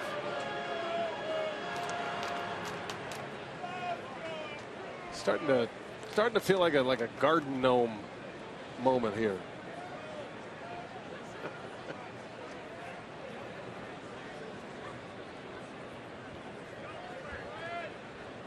Ball and 2 strikes with Braun at the plate.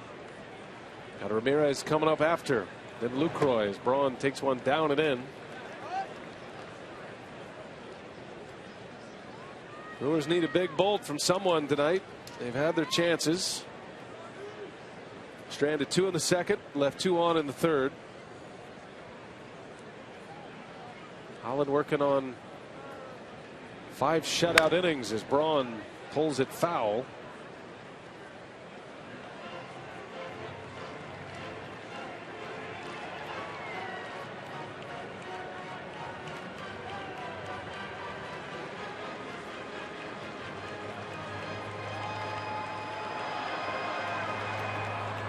Braun had a single to left back in the third inning. Picked one right off the shoe tops. A down and in slider from Holland. The 2-2 is inside. Full count to Braun.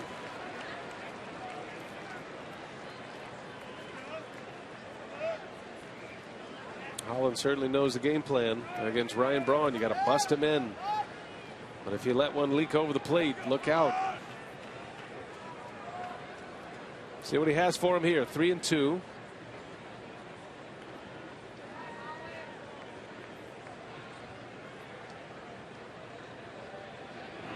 And Braun hammers it right field. It is back. Cruz at the wall, and it is a fair ball off the corner of the wall. Braun racing around second, and the throw to third cut off. That'll be a triple for Ryan Braun, and he didn't miss a homer by much. The way that young man covers home plate, incredible. You remember the base hit he got his last time up. A slider down, away. He hooks it into left. Here's a fastball away, up and away, leaked out down the center of the plate, and he just hammers it down the right field line, right in front of the wall. And a leadoff triple for Milwaukee. Time to get on that scoreboard. First triple of the season for Ryan Braun, and he has 2 hits against Derek Holland tonight. Runner at third, nobody out, and Ramirez at the plate. And Aramis drives one right center. That ball's well hit, and laying out as Cruz can't make the play. Braun scores. Ramirez in the second with a double. And the Brew Crew on the board.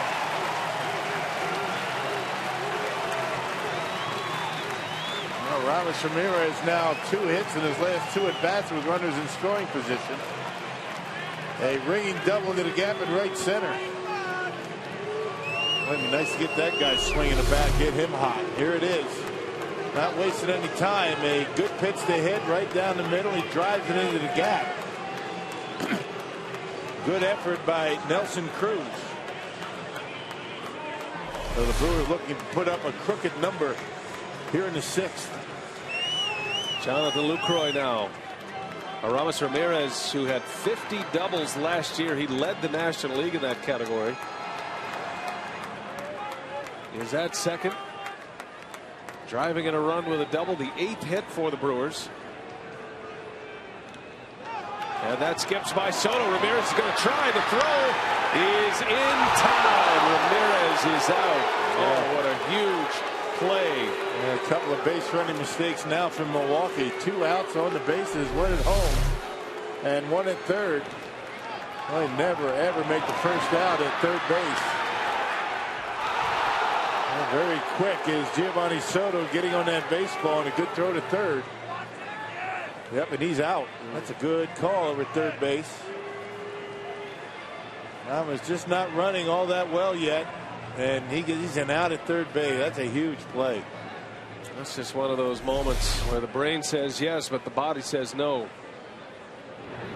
As Lucroy sends one to left, Murphy toward the line, and he's got it for out number 2. 2 monumental base running mistakes tonight by the Brewers.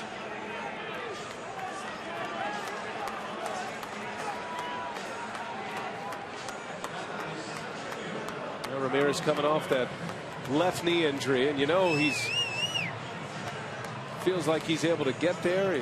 The body fires off in the past, but it's not there yet. Yeah, and that's the thing, you can't turn that off and turn it on. I mean, your instincts are what they are, and your instincts forget that you're not running at 100%.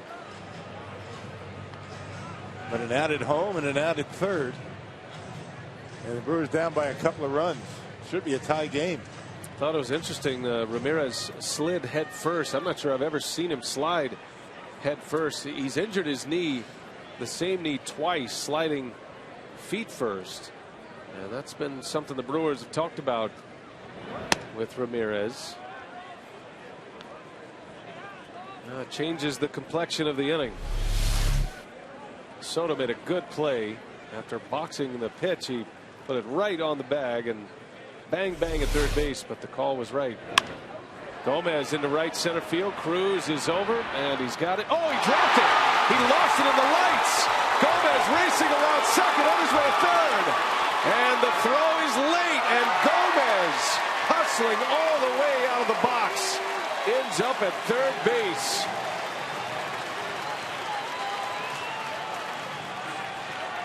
What looked like a sure out gets by Cruz. He lost it in the ribbon board of the lights.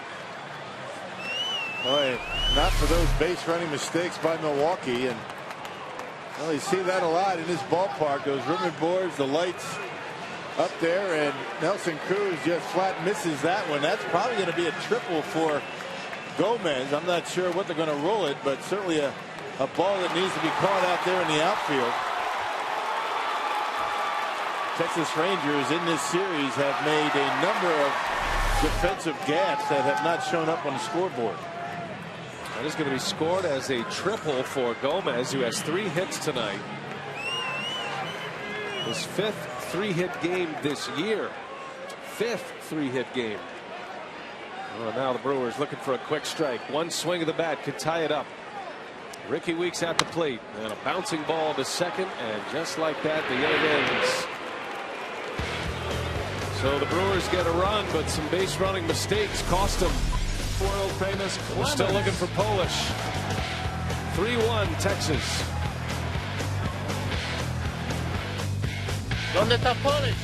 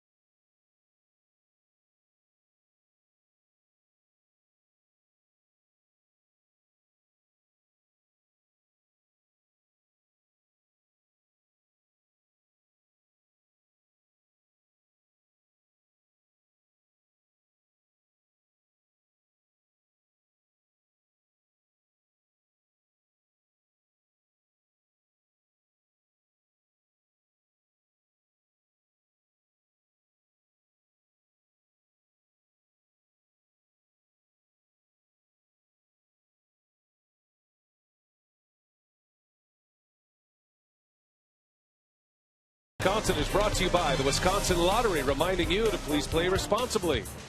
And by Miller Lite. It's not just a good time, it's Miller time. We play on here at Miller Park. 3-1 our score. 7th inning now, and it'll be Ian Kinsler to lead off. Lowe still out there. He's given up 3 runs. All 3 of those runs came in the first 3 innings. Kinsler has scored 2 of them. Hit a home run in the 2nd inning off Loesch. And that one is a strike. 0-2 the count.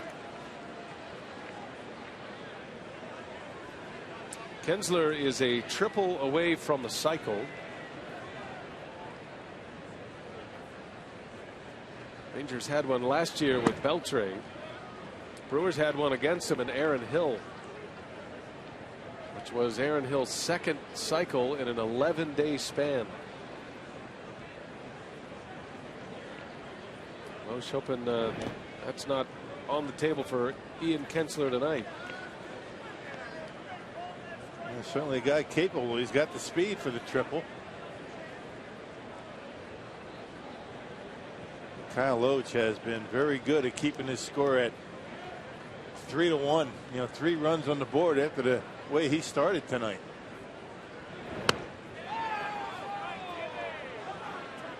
Texas has 3 runs on 8 hits.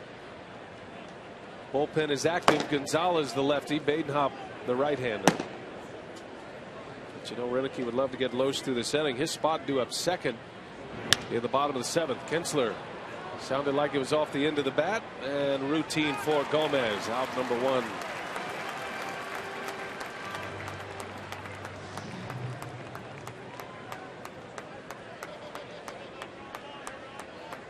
I was glad to see Aramis Ramirez return to the field. I think there was always a little bit of concern. Ramirez was thrown out, and as he comes back from that knee injury, went into the dugout, and Ron Renicky went over to chat with him. Ramirez with 2 hits tonight. And an RBI double in the 6th. Planting the first Brewers run. The Brewers have actually out-hit Texas. Loesch, after that 33 pitch first inning, has really settled it down. And that's why he's still pitching here in the 7th. And that's what you love about Kyle Loesch. He will give you a chance to win. Yep, he's a battler out there.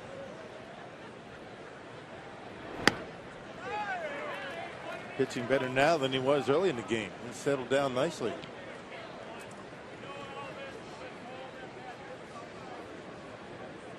He's got 3 scoreless innings against Texas after they scored in the first 3. Elvis Andrus with a base hit. So Texas keeps the pressure on. That is their 9th hit. And a man on for Adrian Beltre. Former UW Milwaukee basketball player Demetrius Harris hadn't played football in 4 years, but that didn't stop NFL teams from calling. You can read about Harris's unlikely journey to pro football. Jesse Temple has the story at foxsportswisconsin.com.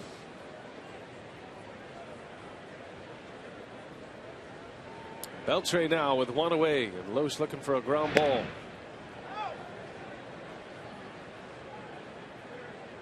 Now you would figure that Elvis Andrus is going to try and steal a base right here.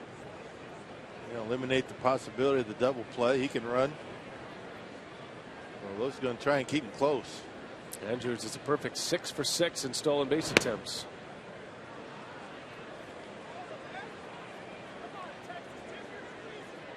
Saw Adrian Beltre and Ron Renicky shake hands before the game. Those two go way back to the Dodger days when Beltre was coming up in that Dodger minor league system.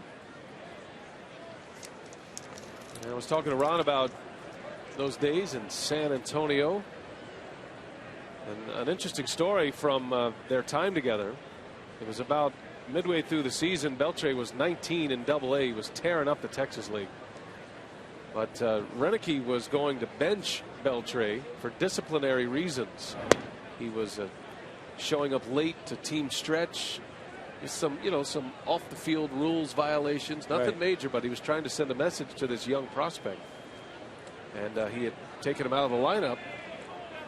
And Renicky, as the manager of that AA team, got a call from Tommy Lasorda that day saying, not only is Beltre going to be in the lineup, but he's going to be in the lineup in Los Angeles tomorrow. So they were going to promote him to the big leagues, and Renicky said, oh no, of all days, I'm just now trying to discipline this kid. Yeah. And now I've got to call him in the office to tell him he's going to the major leagues. And he went straight from AA to the big leagues that year. That was '98. And he never came back.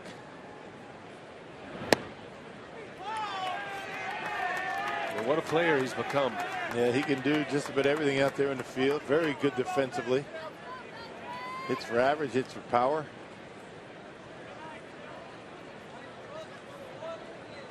A four-time Gold Glover who hits right in the middle of that Rangers batting order. There goes Andrews, and the pitch is low and away. It is ball 4. Beltre draws the walk, and Kyle Loesch may be at the end here. 2 on with 1 out. Decision time for Renicky. His pitch count is up there, well over 100 pitches, and it looks like that's going to be it.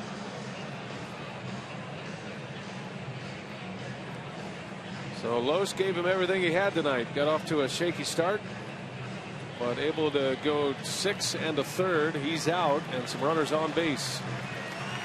And we'll turn it over to his bullpen. We'll take a timeout.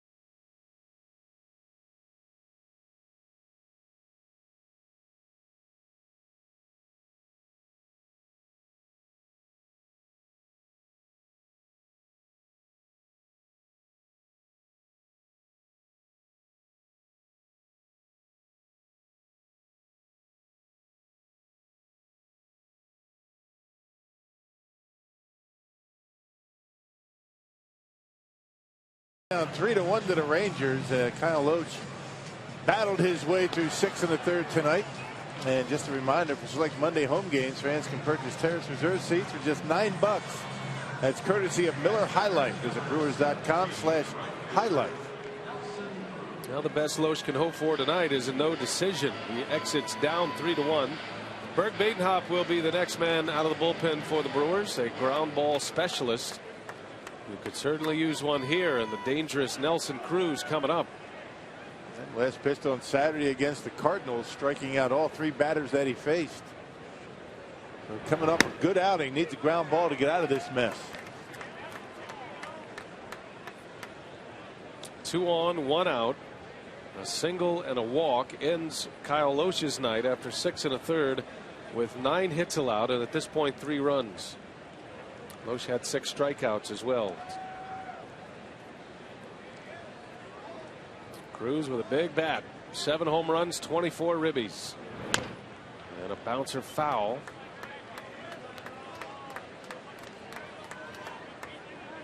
We see Bert Badenhop's last 3 outings.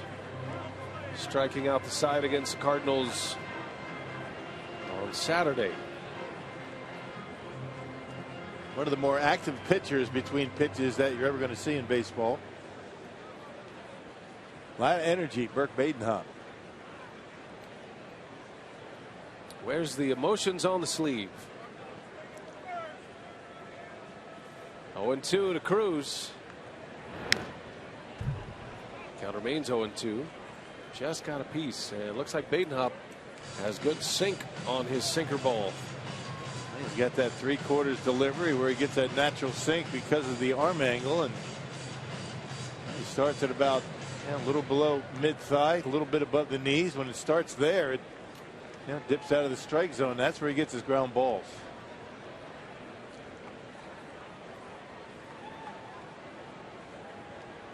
Do it again, another 0-2. And Cruz strikes out Badenhop with a spinner. And a big strikeout for Badenhop. That is the second out in the inning. And we'll see if Renicky is going to make another pitching change here. And the slider after 3 consecutive sinkers. And this time Cruz pulls off of it and comes up empty. Good pitch. Now Renicky going to the home plate umpire Tim Timmons, so a double switch is coming up. Badenhop just in there to face the right-handed batter, and with a lefty Moreland coming up, the former Ranger Mike Gonzalez will come into pitch, and we'll take a timeout.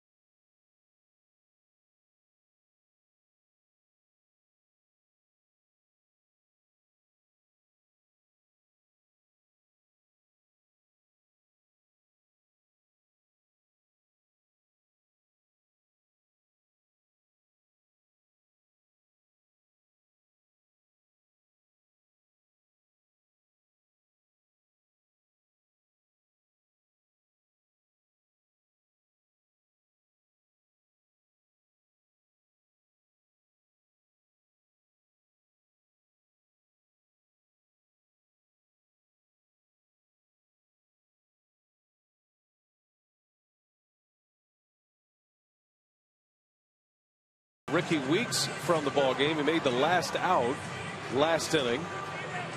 And Alex Gonzalez will take over at first. And that'll move Betancourt over to second base. And all of that to set up this matchup. Michael Gonzalez against left-handed hitting Mitch Moreland. Another guy throwing the baseball pretty well. A 338 earned run average in game number 17 here tonight. And Mitch Moreland, a hot hitter for the Rangers, and Michael Gonzalez' job to get him to end this inning. Last pitch on Sunday did Gonzalez and tossed a perfect 7th inning with a couple of strikeouts. Gonzalez was a Ranger in 2011. He pitched on their World Series team. 2 on, 2 out. And his first pitch is upstairs, ball 1.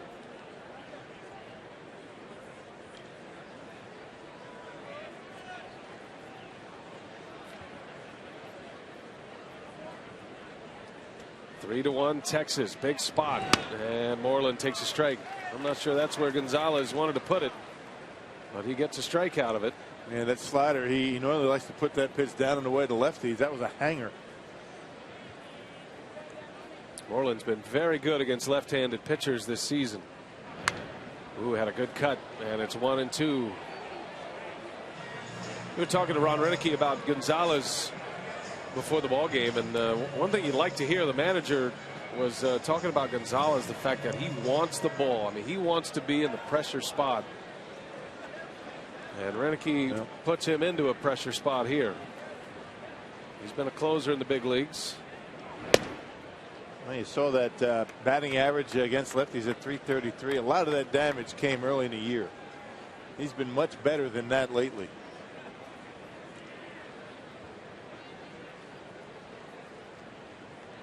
Two and 2 to Moreland. And Lucroy with a great block. They'll ask if he went, and Moreland able to check his swing.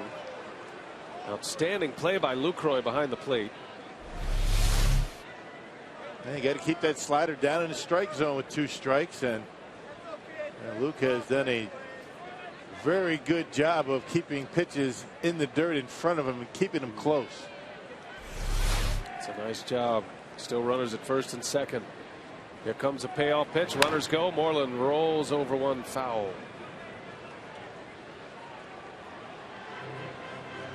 Now, Gonzalez was acquired by the Rangers in 2011, trying to shore up their bullpen. He did a nice job down the stretch, and in the first 2 rounds of the postseason in 2011, he did give up a couple of runs in the World Series. Some fond memories from that pennant-winning team. 3-2, jam shot. That's going to fall, a base hit. 1 run is in. And the Rangers add to their lead. It's now 4-1, and Mitch Moreland is having quite a series.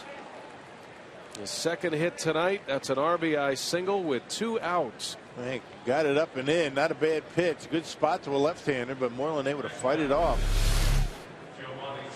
A little flare into center field. Wasn't supposed to be in there. Lucroy was setting up on the outside corner. Ended up in, and Moreland able to dump it into center. That's a big base hit. And a big run for Texas. That run will belong to Loesch. Now it's going to be Soto.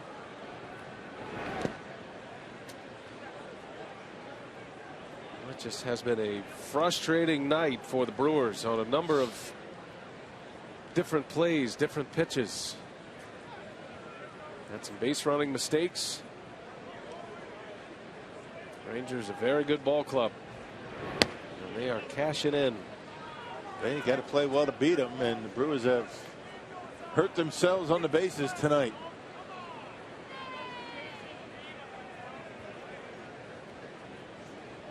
Two 2-0 on Soto, who is 0 for 3 tonight. 2-1.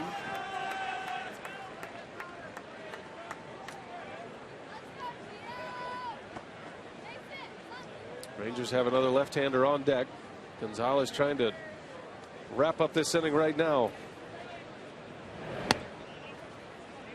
Obviously, Renicky is going to ask multiple innings out of Gonzalez. If he does get an out, that's why he uses the double switch.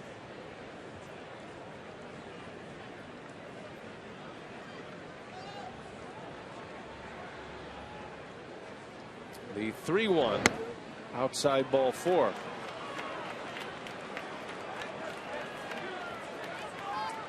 So the native Texan, Michael Gonzalez, issues the walk. The inning continues. And a left-hander coming up. Rick Kranitz is on his way out, the pitching coach.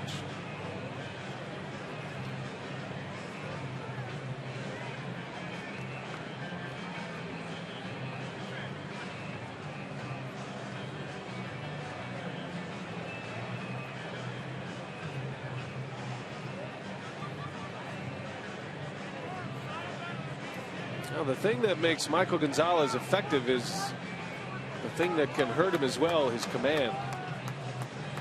You don't know how much he's looking at the next hitter being a left-hander, how that played into his decision with Soto, especially after he fell behind him. Bases loaded for Texas, and strike 1. Gonzalez drops a curveball in there. It's the second time tonight Murphy has batted with the bases loaded. Loesch struck him out in the first inning.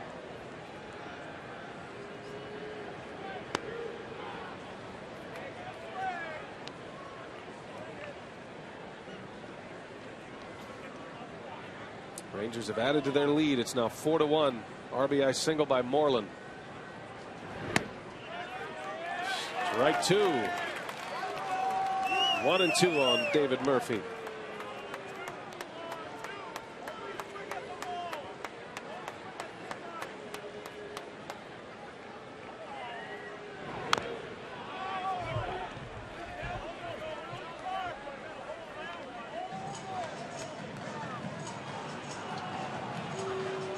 You got to be careful going up and in. You remember his last time up, Lowe's tried to go up and in, and he ripped one down the right field line. Very quick on the inside corner. Foul tip in and out of the glove of Lucroy. And Murphy will see another one.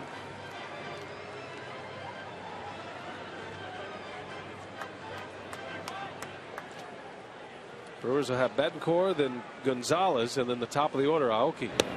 And did he go? Yes, he did. Timmons rings him up. Gonzalez strands the bases loaded. A run does score, however, and Texas leads 4-1.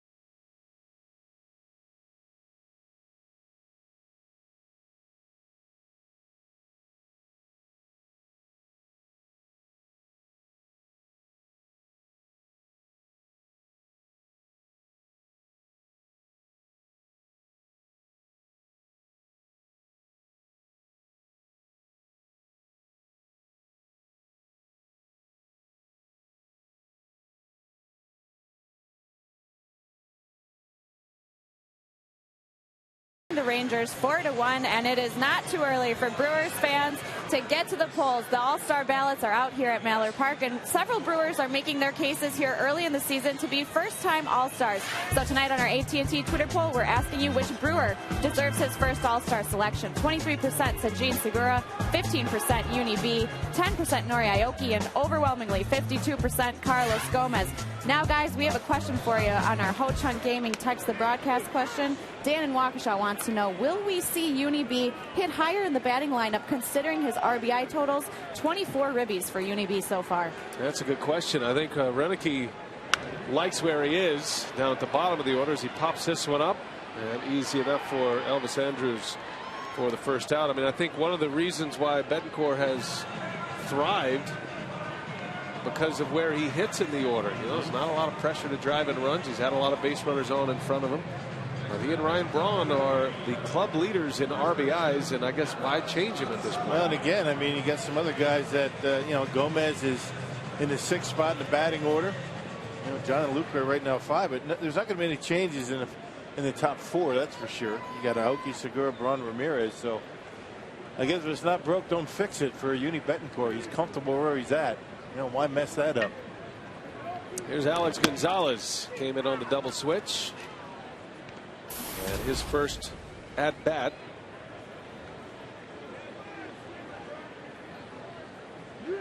Gonzalez coming off knee surgery last year. And got a piece of his bat. 0-2 the count. You know, Uni Betancourt, you know, has batted in the cleanup spot 3 times this year.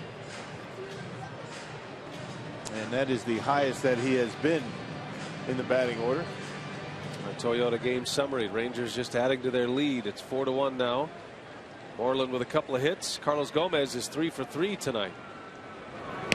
And Gonzalez down on strikes. Holland getting stronger the later he goes here.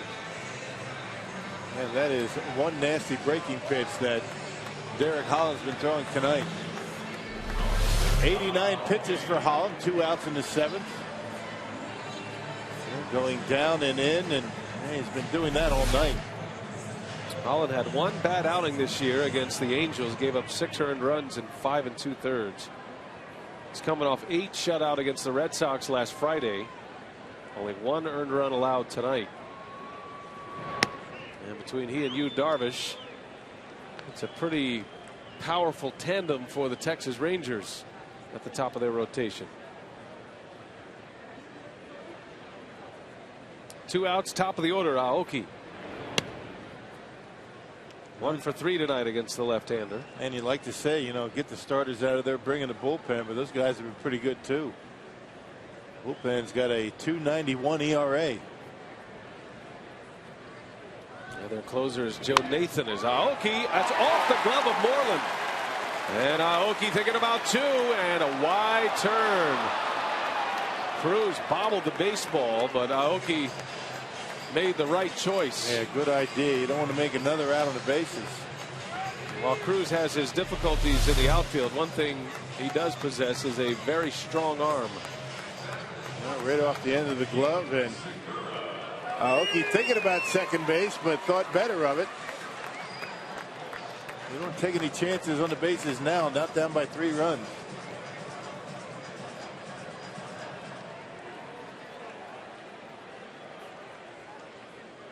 Well, the inning is extended for Gene Segura, doing all he can to get Braun to the plate in this inning. 4-1 Texas. That is the 10th hit of the game for Milwaukee, but just 1 run. Segura, center field, Martin right there, and just like that, side retired. So another one stranded for Milwaukee. They've left 7 on tonight.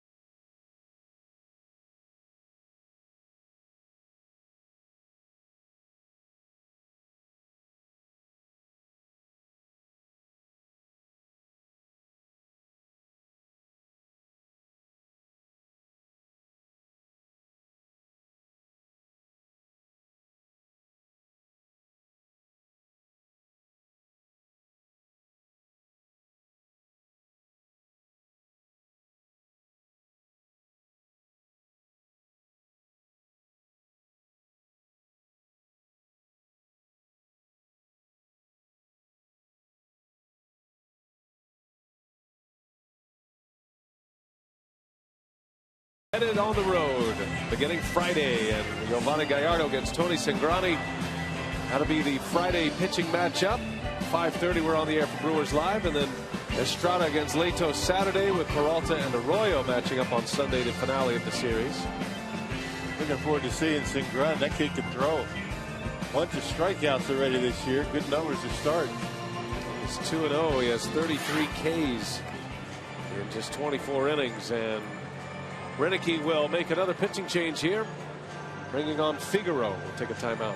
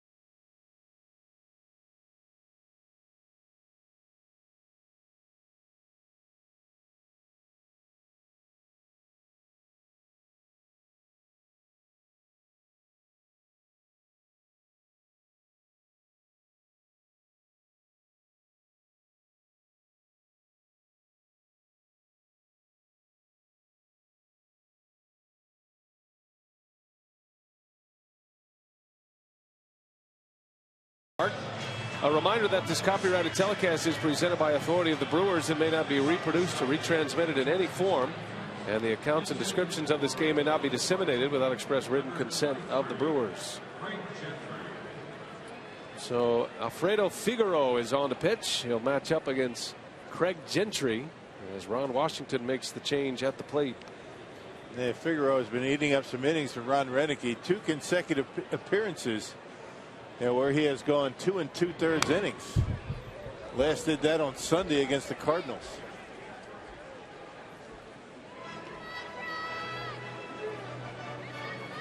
Now the Rangers have Lance Berkman on deck, so it looks like the end of the line for Derek Holland.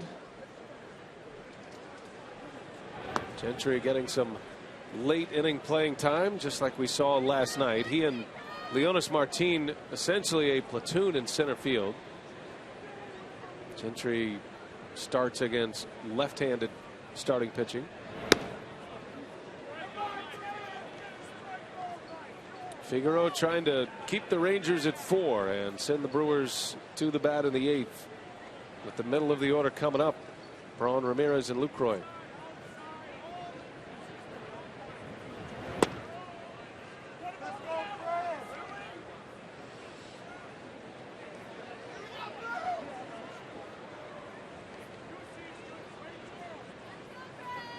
Alfredo Figueroa.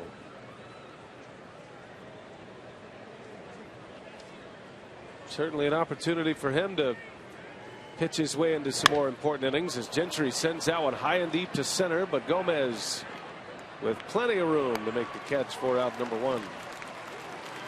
Too much air under that one for Gentry. 1 gone in the 8th inning. Texas has activity in their bullpen. Tanner Scheppers,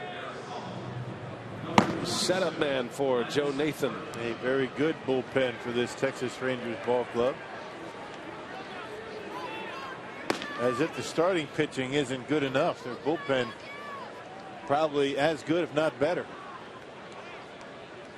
So Lance Berkman's going to hit for Holland, which will officially close the book on Derek Holland. He gave up a lot of hits, but only 1 run.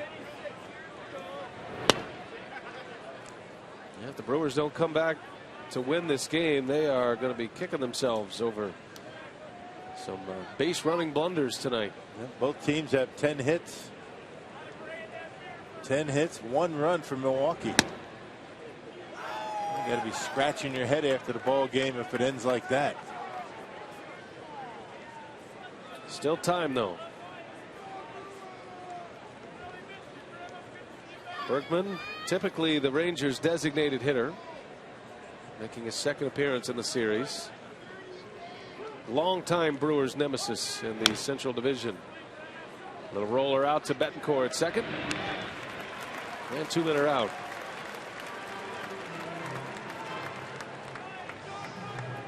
By the way, Betancourt playing second base. That is the 5th position he has played this season.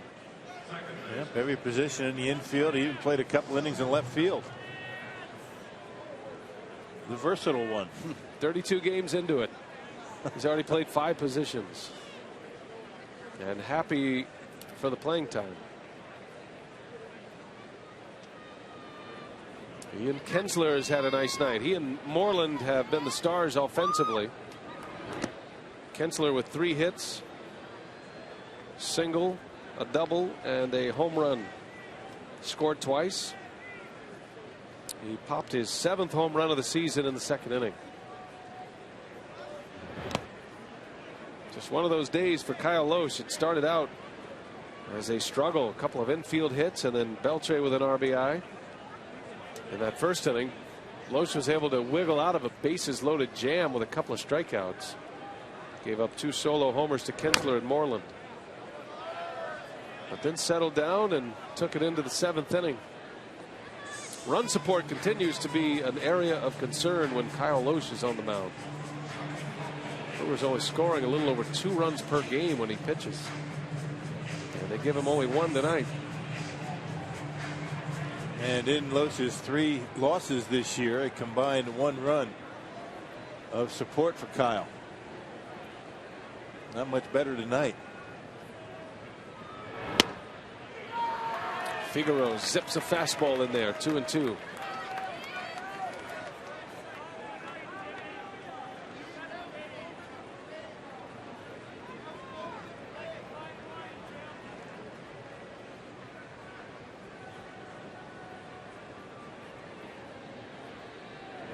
Kinsler lines it foul.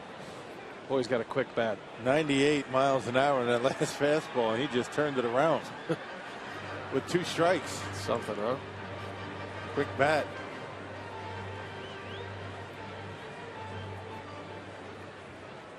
Kinsler with 3 hits tonight, hitting .326 now. 2-2, and a bouncer to third. This is Ramirez, and the throw just in time. So Figaro, a nice inning, 1-2-3. Rangers go in order. Brewers coming up, 6 outs to work with, down 3.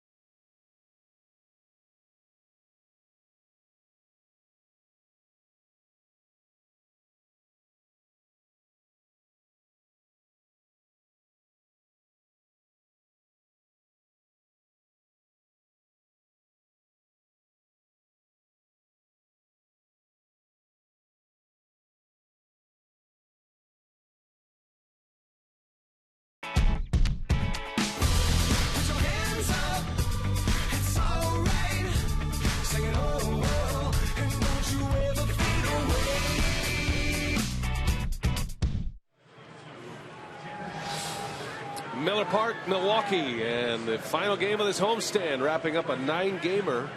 Brewers need a comeback tonight to go 4-5 on the homestand. Changes for the Rangers. Gentry stays in. He'll play center field. And the new pitcher is the Rangers setup man, Tanner Scheppers, and he has been lights out this season. Yeah, he's given up only 11 hits in his 14 games this year. You see the earned run average at about .5 something. He's got a terrific cut fastball that goes along with a sinker. Not many strikeouts, but he does throw a lot of strikes. Ryan Braun at the plate, presented by Wendy's. A couple of hits tonight for Braun. He scored a run. The only run the Brewers have in came in the 6th. They've run themselves out of a couple of potential big innings. But still time to turn it around. Middle of the order coming up. And Scheppers splits the plate, and it's 2-1. St. Louis has already won today. They beat the Cubs at Wrigley 5-4.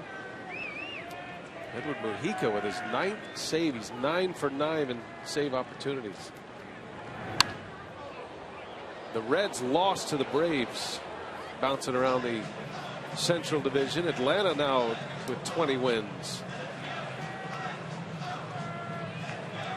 Atlanta joins the Cardinals with 20 wins. Actually, St. Louis now with 21 victories. High and tight. Backs Braun out of there.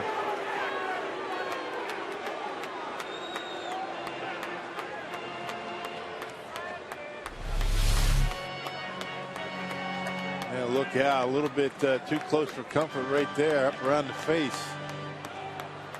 And Bronny able to get out of the way. sure Braun could hear the hiss of that 96-mile-an-hour fastball. Went right across his eyes. 3-2 pitch, and Braun strikes out. It looked like he chased ball 4. He came up and in, and one away here in the 8th. Powerball home run count. Aramis Ramirez finally got number 1 yesterday against Frazier.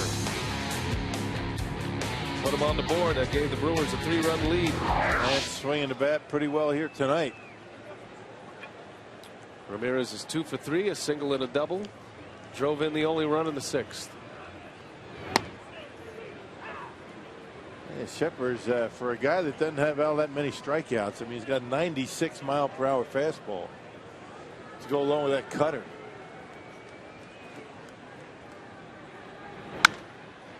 Hit hard on the ground. Kinsler goes right under his glove, and Aramis Ramirez with a 3-hit game. Well, the door is open just a little bit for the Brewers. I think Kinsler thought he had that ball in his glove. Wasn't hit that far away from him. He was able to get there. I thought he thought he had it in his glove, and just kind of trickled right underneath. And one more base runner. The Brewers bring the tying run to home plate. That's what they're looking for here. Get Lucroy on and bring up Carlos Gomez. Gomez on deck. Lucroy 1 for 3 tonight. Had a single to right against Holland. And a strike from Shepers.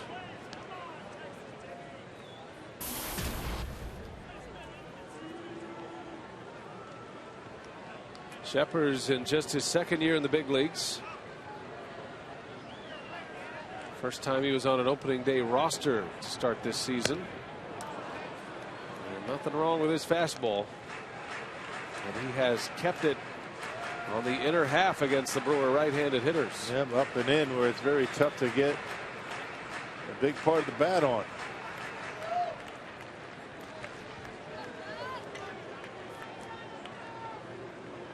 Quickly 0-2 on Lucroy.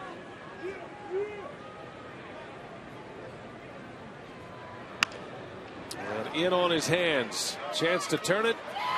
And the Rangers go around the horn 5-4-3, and Shepard's impressive in the 8th.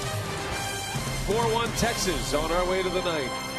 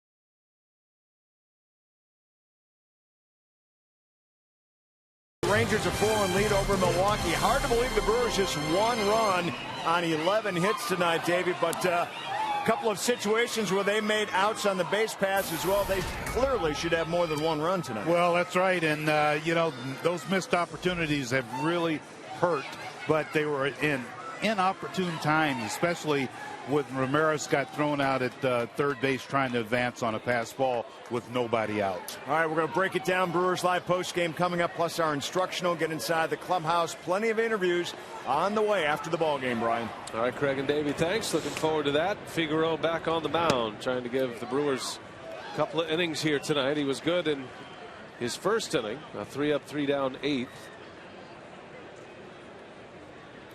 Elvis Andrus leads off. He'll be followed by Beltre and then Nelly Cruz. Brewers are off tomorrow, starting a road trip Friday in Cincinnati. And we'll have all those games for you on Fox Sports Wisconsin throughout the road trip. Bouncing ball up the middle and a base hit for Andrus. Elvis Andrus with a 3-hit game. All singles for Andrus, but he's 3 for 5. Brewers have had a very difficult time with the top of the Texas order tonight. Handled them pretty well in last night's ball game, but can't say that tonight. There's 6 hits between Andrus and Kinsler tonight, each with 3 apiece. Texas has 11 hits now. Here's Adrian Beltre with Andrus over at first. The Rangers closer is Joe Nathan, and he is perfect so far this year.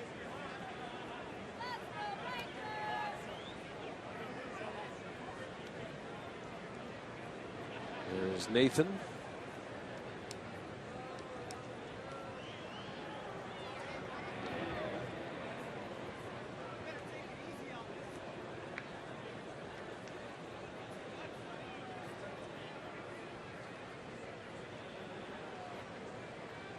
Beltre drove in the first run of the game in the first inning at an RBI single.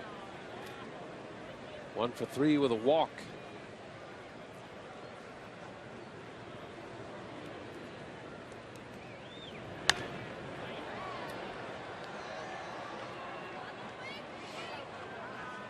Beltre is the symbol of the back leg swing. There have been a number of occasions throughout his career when he has actually hit home runs with his right knee on the ground. A little bit of an uppercut. And I know you like that. Yes, I do. You like that back legging. That's got Bill Schroeder written all over it. And he rips one through for a base hit. And not a good start here to this 9th inning. Of course, Adrian Beltre has had a lot more success than I did with that hack. 8 very, very nominal seasons in the big leagues for me. There's a slider that stayed up in the strike zone, and that's what we're talking about, leaning back. That's a back leg swing when you have your weight leaning back on your back leg as opposed to your front leg. Most of the time it's very difficult to hit an outside pitch like that, and difficult to hit the baseball to the opposite field in most cases, depending on where the pitch is. Well, the exact opposite of that particular swing and approach would be a guy like Frank Thomas or Bryce Harper in modern day baseball here with a contemporary. Harper actually makes contact quite a bit with his back leg off the ground. More of his weight on his front foot.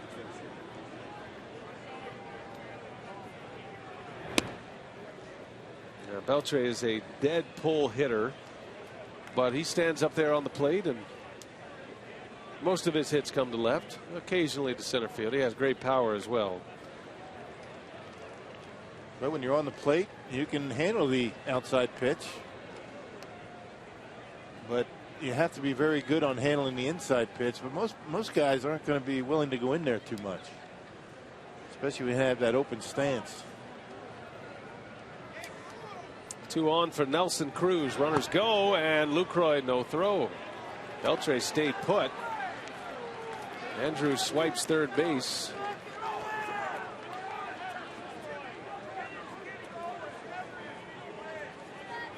Andrus now 7 for 7 in stolen bases. Ramirez didn't budge.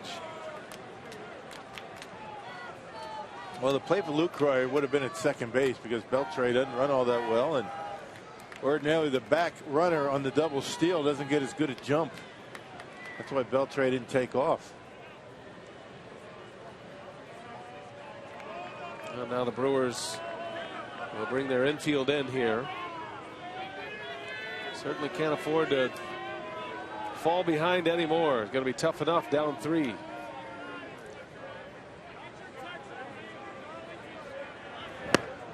There's a called strike inside corner. Cruz is rung up. 97-mile-an-hour fastball from Figueroa. Well, he can reach back. We've already seen a 98 out of Figueroa tonight. 3 strikeouts for Nelson Cruz, all coming with men in scoring position tonight.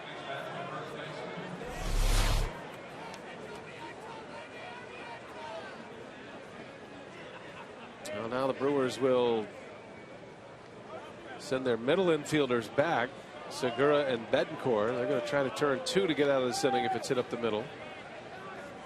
And one of the more dangerous hitters going right now for the Rangers, Mitch Moreland, coming up.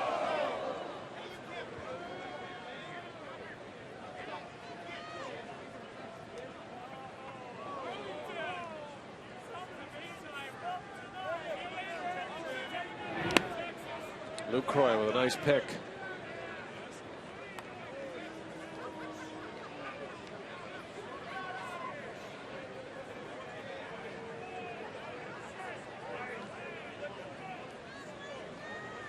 Well, Brewers actually a couple of hits and runners in scoring position, but only one of those drove in a run. The other base runner thrown out at the plate, Segura.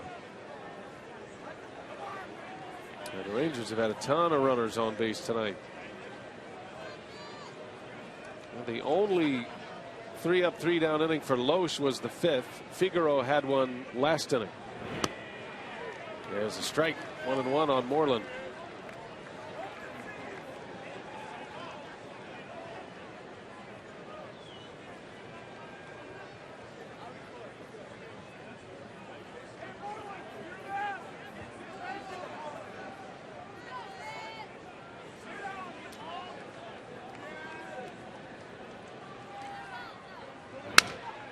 Got a chance to turn it. Segura to the bag, throw to first, and Figueroa with 2 scoreless. At 2 on, nobody out. He gives the Brewers a shot. They're down 3. We go to the bottom of the 9th.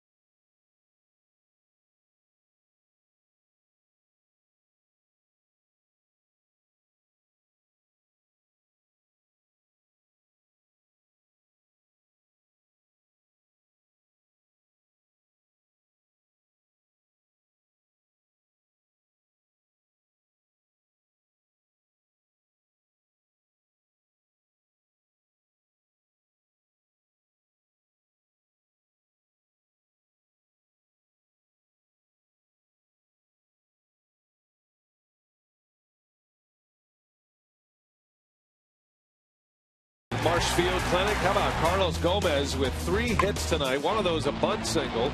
3 for 3 is Gomez. Got a triple his last time up. After Cruz lost it in the lights, everything going well for Gomez, but his batting average is at 375 now. Continues to rise.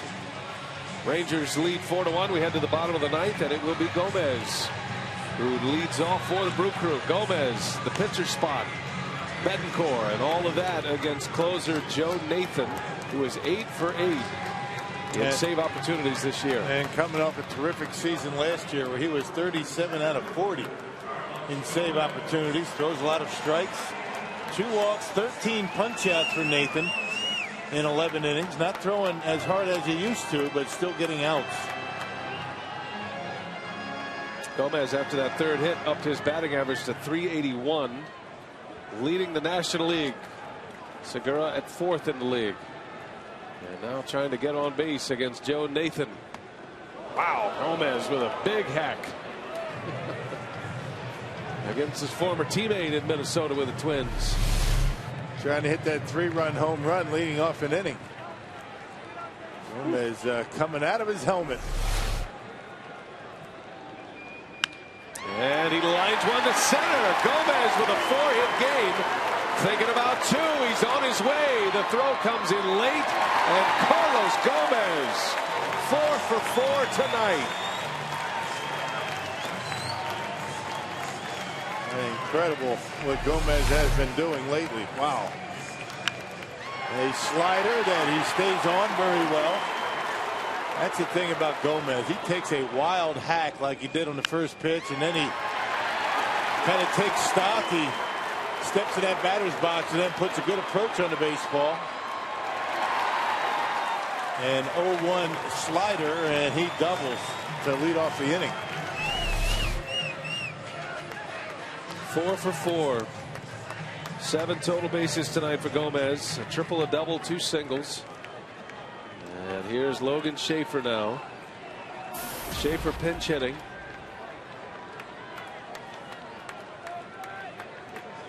Brewers now with 12 hits in the game. First 4-hit game this year for Carlos Gomez.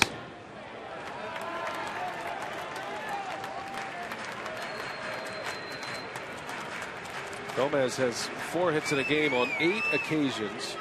He's never had a 5-hit game.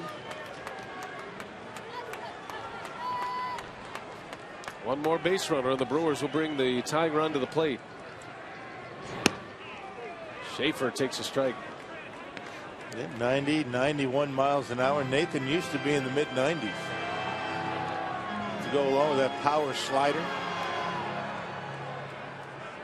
Started his big league career with the Giants and came to prominence as a member of the Minnesota Twins.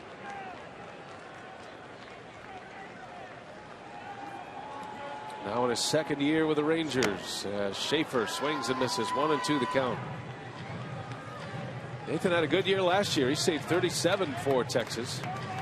He was an all-star last year at the age of 37. Has 7 seasons of at least 36 saves. 6 of those with the Twins, and then in his first year as a Ranger saved 37 last year. The 1-2, and that gets away from Soto. Gomez to 3rd base, and now the Brewers can steal a quick run.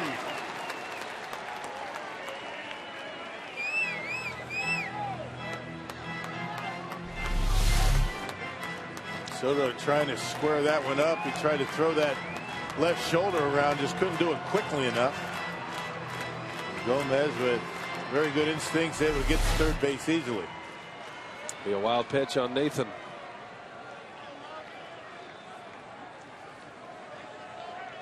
Logan Schaefer has been pretty good off the bench, especially if you combine his numbers from last year and this year. 2-2. Schaefer sends it foul. Schaefer 5 for 14 off the bench this season. He proved he could swing the bat well off the bench last year. It's not an easy task for a young hitter. Hard to stay sharp when you're just taking batting practice, hitting in the cages. Tough enough when you're playing every day. Got a chance to drive in a run, and if he reaches, that would bring the tying run to the plate. Brewers down 3. Gomez at 3rd with nobody out, and Schaefer pulls it foul.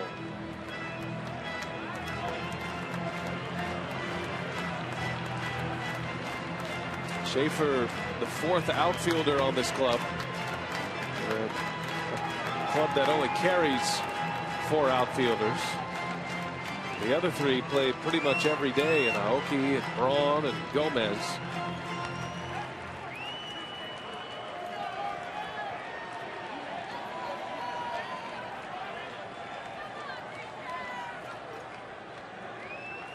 Two balls, two strikes. And Schaefer spoils another one.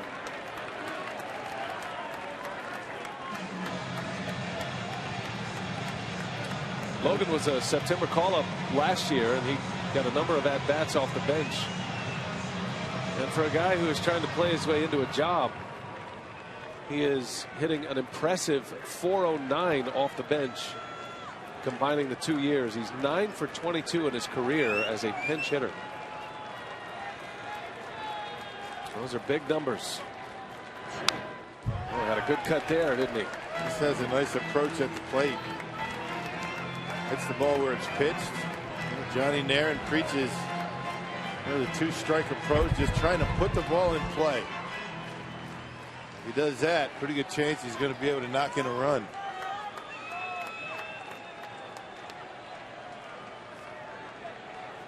Nathan just pouring in the strikes now. He's made 10 pitches so far, 8 of them for strikes. Gomez had the double, went to third on the wild pitch. Long battle here with Logan Schaefer. And a pop up in the infield. Andrews makes the catch, one gone. Gomez has to stay put.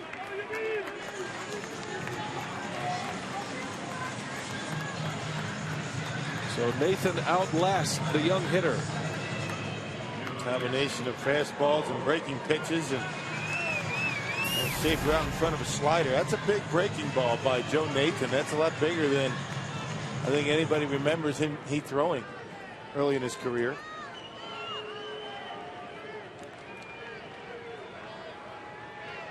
Uni Betancourt now 0 for 3. Brewers have 1 run on 12 hits. And a frustrating night offensively. And that one's popped up. Mitch Moreland will make the catch in foul territory, and now the Crew down to their last out. Oh, what a frustrating game for the Brewers tonight. Yes, sir. This has been one of those throw the remote at the TV kind of games. Opportunity after opportunity.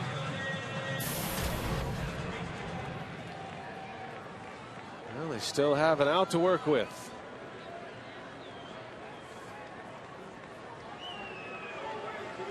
Alex Gonzalez batting for the second time. Trying to reach base to bring the tying run up.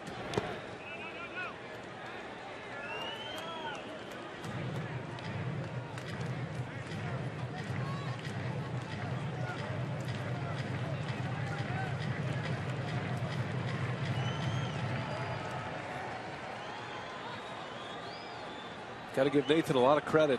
His stuff is not what it used to be, but he's been able to continue to save games and figure out a way.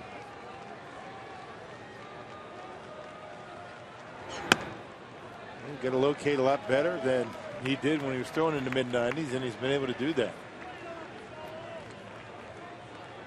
Consistent release point, rhythm out there, and he's able to throw strikes with both of his pitches essentially. Had Tommy John surgery at the age of 35. Missed the entire 2010 season as Gonzalez is tied up. 2-1 the count now. But for a guy in his mid-30s, to come back from major surgery on your pitching arm, and then to come back and resume the closer's duties, to get back in a premier spot. Rangers took a chance on him, and it has paid off so far. They signed him to a 2-year deal, even though he was coming off the surgery. That was the first full season back from the procedure.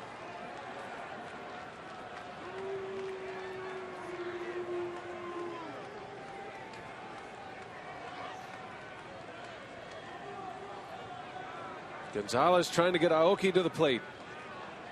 Brewers need one more base runner to have a shot tonight. And a bouncer to third. Beltre will wind it up, and that's that. The Rangers win. Joe Nathan 9 for 9 in save opportunities as the Texas Rangers split this series. And a 4-1 final score tonight. Texas is headed to Houston, while the Brewers will take tomorrow off and then start a series in Cincinnati on Friday. Holland the winner, Kyle Loesch the loser. We send it out to Craig Kashawn. It's time for Brewers Live. Okay, Brian, thanks very much. The Brewers hit their way on base but can't cross the plate tonight. We'll talk about that, find out where the struggles were. Kyle Loesch absorbing yet another loss with very little run support. Get inside the clubhouse when we come back.